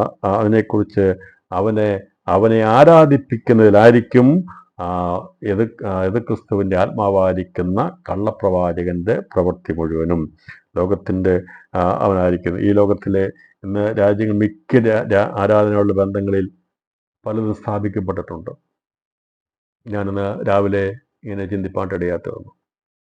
ഞാനൊരു സമൂഹത്തിൽ പോയിരുന്നപ്പോൾ ഞാനിങ്ങനെ ചിന്തിച്ചു, ഓരോ മനുഷ്യനിലും അവൻ്റെതായ തനതായ ചിന്തകളും മാർഗങ്ങളുമൊക്കെയുണ്ട്, ഇല്ലേ? നമ്മൾ ഒരു സ്ഥലത്ത് പോയി നിന്നാൽ അവർക്ക് അവരുടേതായിട്ടുള്ള ഒരു ആത്മീയ ഒരു ചിന്താഗതി, ഒരു ഭൗതികവാദം, അവിടെ ഉള്ളിലുള്ള രാഷ്ട്രീയ ചിന്താഗതികൾ, അങ്ങനെ പലവിധമായ ചിന്തകളുള്ള മനുഷ്യനാണ് ലോകത്തിലുള്ളത്. കാരണം ദൈവം മനുഷ്യൻ ചിന്തിക്കാനുള്ള കഴിവ് കൊടുത്തിട്ടുണ്ട്, ഇല്ലേ? എന്തെല്ലാം ചിന്താഗതികളുള്ളവരാ. ഒരേ രാഷ്ട്രീയ കാര്യങ്ങൾ ചിന്തിക്കുന്നവർ കാണും, ഒരേ ആരാധനാ വിഷയങ്ങൾ ചിന്തിക്കുന്നവർ കാണും. അതിൽ നിന്നെല്ലാം വ്യത്യസ്തമായി ഞാനിങ്ങനെ ചിന്തിപ്പാട്ടിടയാത്ത വന്നു. ലോകത്തിൽ ഒരു കൂട്ടം ജനമുണ്ട്, ഏക പ്രത്യാശയുള്ള, ഏക ഹൃദയമുള്ള, യേശുവിനെ ആരാധിക്കുന്ന, അവൻ്റെ വരവിന് വേണ്ടി കാത്തിരിക്കുന്ന ഒരു കൂട്ടം ജനം ഈ ലോകത്തിലുണ്ട്. പ്രിയപ്പെട്ടവരെ, അനേകർക്ക് പലവിധമായിരിക്കുന്ന ചിന്താഗതികൾ അവിടെ മനസ്സിലുള്ളപ്പോൾ രാത്രിയിൽ നമുക്ക് പറയാൻ സാധിക്കണം, ഈ ലോകത്തിൽ സഭയാകുന്ന യഥാർത്ഥമായ ദൈവമക്കളുടെ അകത്ത് ഏക പ്രത്യാശയുണ്ട്, ഏക ഹൃദയമുണ്ട്, ഏക വായനാൽ നാം ഒരുമിച്ച് പിതാവാം ദൈവത്തെയാണ് ആരാധിക്കുന്നത്. അതാണ് നമ്മുടെ വ്യത്യസ്തമായിരിക്കുന്ന ചിന്താഗതികൾ.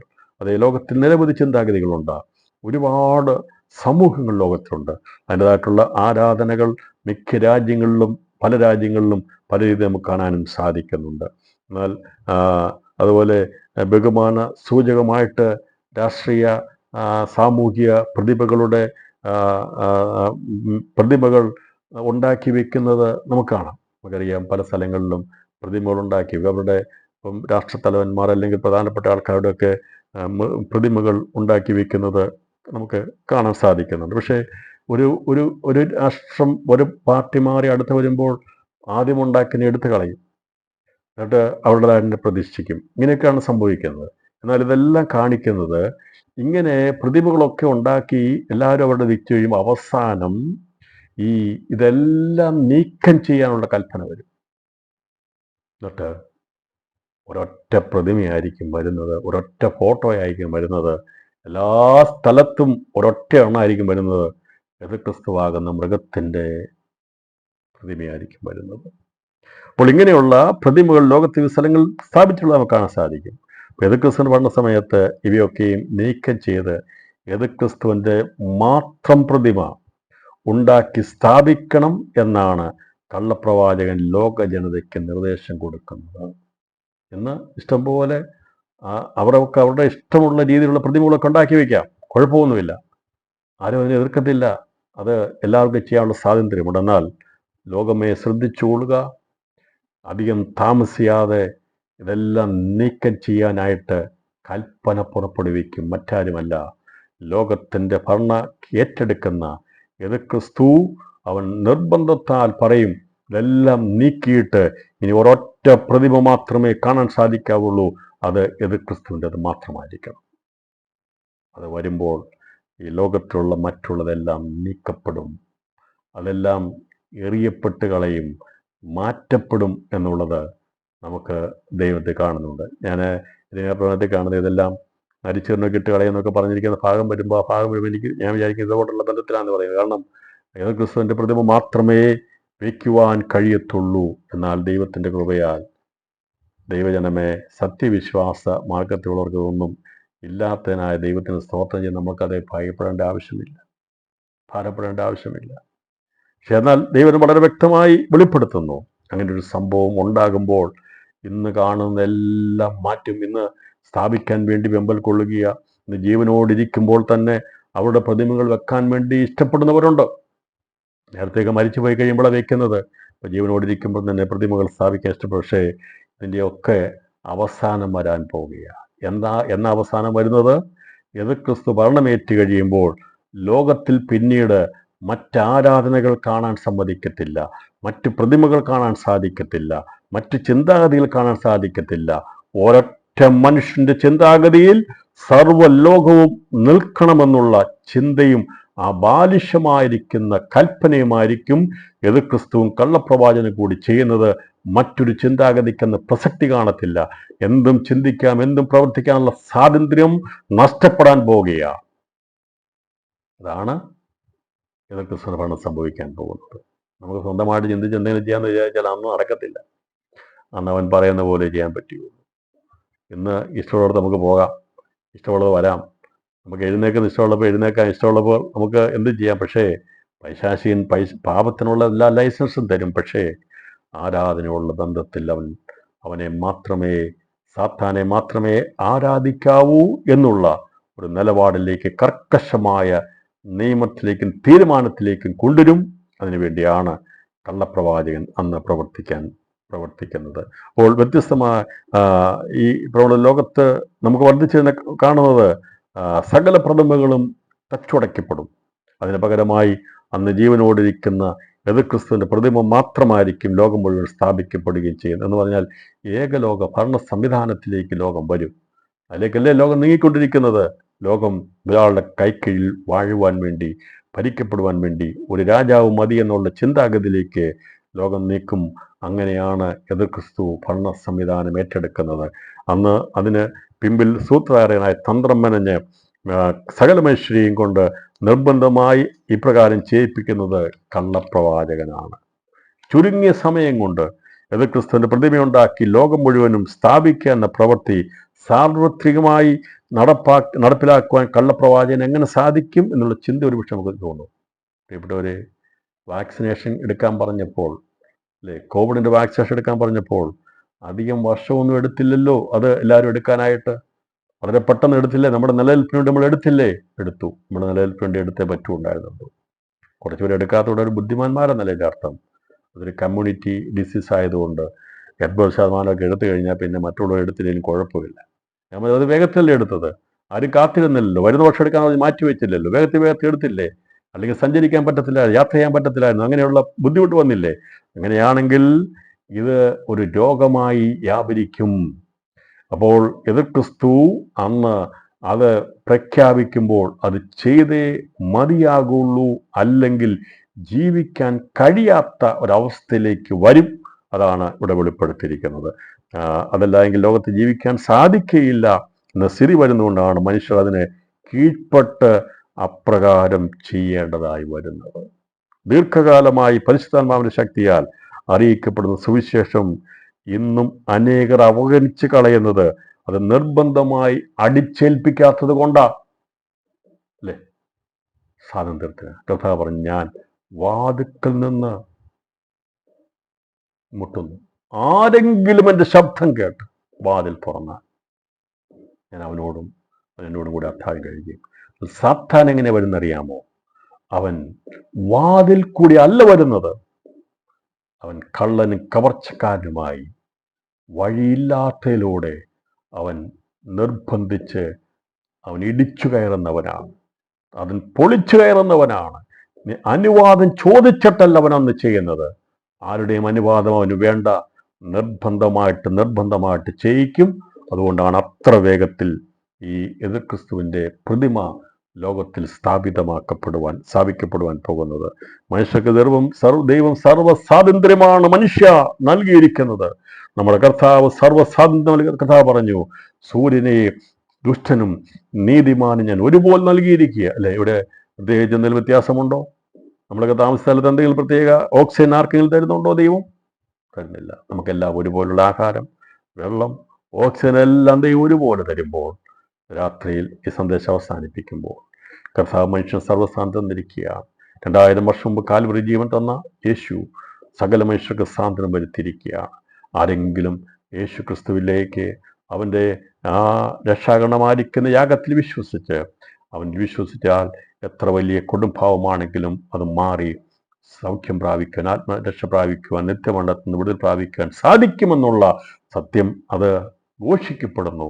അത് ഘോഷിക്കപ്പെടുമ്പോൾ മനുഷ്യൻ്റെ ഉള്ളിൽ, പാപിയാണെന്ന മനുഷ്യൻ്റെ ഉള്ളിൽ അത് മാനസാന്തരത്തിന് കാരണമായി തീർന്ന് ആരെങ്കിലും അത് സ്വീകരിച്ച് യേശുവിൽ വന്നു കഴിഞ്ഞാൽ പുതിയ സൃഷ്ടിയായി തീരുകയാണ് ചെയ്യുന്നത്. നിർബന്ധമായി അടിച്ചേൽപ്പിക്കുന്ന പൈശാചികാരാധന വേഗത്തിൽ 3.5 വർഷം കൊണ്ട്, അല്ലെങ്കിൽ കേവലം ചില മാസങ്ങൾ കൊണ്ട് ആ നിയമം സ്ഥാപിക്കപ്പെടും. വളരെ വേഗത്തിൽ തന്നെ അത് ചെയ്തെടുക്കുവാൻ സാധിക്കും. ഇന്ന് സുവിശേഷത്തെ തള്ളിക്കളയുന്നവർ സത്യത്തെ വിസ്മരിച്ച് കളയരുതെന്നുള്ളതും ഇന്ന് രാത്രിയിൽ ഓർപ്പിക്കുന്നു. സുവിശേഷം മാനവജാതികൾ അറിയിപ്പാനുള്ള നിർബന്ധം ദൈവത്തിനുണ്ട്. സകല ജാതികളും സുവിശേഷം കേൾക്കും. അപ്പോൾ അവസാനം എന്ന് പറഞ്ഞാൽ സുവിശേഷം ദൈവം കേൾപ്പിക്കും. അത് റേഡിയോയിലൂടെയോ TV-യിലൂടെയോ പത്രമാസികയിലൂടെയോ ഏതെങ്കിലും വിധത്തിൽ യേശു എന്ന സുവിശേഷം സകല ജാതികളും അറിയും. അപ്പോൾ അവസാനം വരും. അത് നിർബന്ധമാണ്. സുവിശേഷം അറിയിച്ചിരിക്കും. ആരെല്ലാം എതിർത്താലും എൻ്റെ കർത്താവ് പറഞ്ഞ വചനപ്രകാരം സുവിശേഷം അത് അറിയിക്കപ്പെട്ടിരിക്കും. സകല ജാതികളോടും സുവിശേഷം അറിയിക്കും. അപ്പോൾ അവസാനം വരും. എന്നാൽ അതനുസരിക്കാനായി ദൈവം മനുഷ്യൻ നിർബന്ധിക്കും. ദൈവം നിർബന്ധിച്ചാൽ അപ്പുറമായിട്ട് ആർക്കെങ്കിലും കടന്നു പോകാൻ സാധിക്കുമോ? രാത്രിയിൽ സന്ദേശം കേൾക്കുമ്പോൾ പ്രിയപ്പെട്ടവരെ, ദൈവം നമുക്ക് തന്നിരിക്കുന്ന സ്വാതന്ത്ര്യത്തിനായി സ്തോത്രം ചെയ്യാം. ദുഷ്ടത ചെയ്യാനുള്ള സ്വാതന്ത്ര്യമല്ല, നന്മ ചെയ്യാനുള്ള സ്വാതന്ത്ര്യം ദൈവം തന്നിരിക്കുന്നത്. അതുകൊണ്ട് രാത്രിയിൽ ദൈവം ആരെയും അടിച്ചേൽപ്പിക്കാൻ ആഗ്രഹിക്കുന്നില്ല. അതേ കർത്താവ് അതിനുവേണ്ടി ഒരുക്കപ്പെടണമെന്ന് പറഞ്ഞിട്ട് ആരെയും അടിച്ചേൽപ്പിക്കുന്നില്ല. ആരെല്ലാം ഇന്ന് രാത്രിയിൽ കർത്താവ് എന്തെങ്കിലും സ്വാതന്ത്ര്യത്തെ വിനിയോഗിക്കുവാൻ താല്പര്യപ്പെടുന്നു. ദൈവത്തിൽ കണ്ണുകളെ അടയ്ക്കാൻ നമുക്ക് പ്രാർത്ഥിക്കാം. അത് ക്രിസ്തുവിൻ്റെ ഭരണകാലത്ത് അവനെ ആരാധിക്കാമെന്നുള്ളത് നിർബന്ധമായിരിക്കും. അതിനെക്കുറിച്ചാണ് തുടർന്ന് വെളിപ്പാട് പുസ്തകം 13-ാം അധ്യായം 15-18 വാക്യങ്ങൾ പറഞ്ഞിരിക്കുന്നത്. ദൈവം വെച്ചാൽ നാളെ അതേക്കുറിച്ച് ചിന്തിക്കുന്നതായിരിക്കും. രാത്രി നമുക്ക് ദൈവം തന്ന സ്വാതന്ത്ര്യത്തിനായി സ്തോത്രം ചെയ്യാം. നാമും അടിമത്തത്തിലായിരുന്നു. പലവിധമായ കാര്യങ്ങളുടെ അടിമത്തത്തിലായിരുന്നു. അത് കർത്താവ് നമ്മെ സ്വതന്ത്രമാക്കി. രാവിലെ എത്ര മണിക്ക് എഴുന്നേറ്റ് പ്രാർത്ഥിക്കണമെന്നോ, ഇന്നത് ചെയ്യണമെന്നോ, അങ്ങനെ ചെയ്യണമെന്നോ, ഇങ്ങനെ ചെയ്യണമെന്നുള്ള ഒരു അടിച്ചേൽപ്പിക്കലുമില്ല. ദൈവം നമുക്ക് സാന്ത്വനത്തിനായി സ്തോത്രം ചെയ്യാം. ഏത് ദിവസത്തിൽ ദൈവത്തെ ആരാധിക്കാം, ഏത് സമയത്തും ദൈവത്തെ മഹത്വപ്പെടുത്താം. രാവിലെ 5 മണിക്ക് എഴുന്നേറ്റ് പ്രാർത്ഥിക്കണമെന്നോ 4 മണിക്ക് എഴുന്നേറ്റ് പ്രാർത്ഥിക്കുന്ന നിർബന്ധമില്ല. കർത്താവ് പറഞ്ഞ് ഏത് സമയത്തും അവനെ വിളിച്ചപേക്ഷിപ്പാൻ കൃപാസനത്തേക്ക് അടുത്ത് വരാനുള്ള സ്വാതന്ത്ര്യം ദൈവം നമുക്ക് തന്നതിനായ ദൈവത്തിന് സ്തോത്രം ചെയ്യാം. നമുക്കതുകൊണ്ടാണ് പ്രത്യേക ദിവസങ്ങളോ മാസങ്ങളോ കാലങ്ങളോ ഒന്നും നമ്മൾ നോക്കാതെ ദൈവത്തെ മഹത്വപ്പെടുത്തുന്നത്. എന്തുകൊണ്ടാണ് നമ്മൾ ന്യൂ ഇയർ അല്ലെങ്കിൽ പുതുവർഷം നമ്മൾ ആഘോഷിക്കുന്നത് അല്ലെങ്കിൽ ആചരിക്കുന്നത് ചോദിക്കാറുണ്ട്. നമ്മൾ ആ ദിവസത്തെ ആഘോഷിക്കല്ല ചെയ്യുന്നത്. ലോകം മുഴുവനും പൈശാചികന്റെ പിടിയിലകപ്പെട്ടു പോകുമ്പോൾ അങ്ങനെ വരാതിരിക്കാൻ വേണ്ടി ദൈവജനം ഉണർന്ന് പ്രാർത്ഥിക്കും. നടത്തിയ ദൈവത്തിന് നന്ദി പറയും. ദിവസങ്ങളും മാസങ്ങളും കാലങ്ങളും ഉണ്ടാക്കിയിട്ടുണ്ട്. അത് പഴയ നിയമത്തിലുണ്ടായിരുന്നു, പുതിയ നിയമത്തിലുണ്ട്. അത് ഉള്ള കാര്യമാണ്. അതുകൊണ്ട് ആ ദിവസങ്ങൾ ഒരു വർഷം കഴിഞ്ഞ് അടുത്ത വർഷം വരുമ്പോൾ നാം ഇന്ന് പ്രാർത്ഥിക്കുന്നത്, നാം ആഘോഷിക്കുകയല്ല ചെയ്യുന്നത്, ദൈവത്തിന് നന്ദി കരയേറ്റുകയാണ്. അന്ന് പൈശാചികൻ ഇരുൾ പിടിക്കാതിരിക്കാൻ, എല്ലാം മുഴുവനും നാശത്തിലേക്ക് പോയിരിക്കാൻ വേണ്ടി, ഇടിവ് നിൽക്കാൻ വേണ്ടിയാണ് ദൈവമക്കൾ പുതുവത്സരത്തിലൊക്കെ ഇരുന്ന് പ്രാർത്ഥിക്കുന്നത്. ദൈവം നമ്മളെ നിർത്തിയിരിക്കുന്ന ദൈവസ്നേഹത്തിനായി നന്ദി പറയാം. കർത്താവിന് സ്വാതന്ത്ര്യത്തിനായി സ്തോത്രം ചെയ്യാം. എല്ലാവരും ദൈവങ്ങളെ കേൾപ്പിക്കുമ്പോൾ കള്ളക്രിസ്തുക്കൾ, കള്ളപ്രവാചകന്മാർ ഒക്കെ എഴുന്നേറ്റ് ഒരുപാട് അടയാളങ്ങൾ, അത്ഭുതങ്ങൾ കാണിക്കും. അവസാനമായി ബ്രദർമാരെ പോലും തെറ്റിക്കാനുള്ള അടയാളങ്ങളോട്, അത്ഭുതങ്ങളോട് കൂടെ കള്ളക്രിസ്തു, എതിർ ക്രിസ്തു പ്രത്യക്ഷപ്പെടും.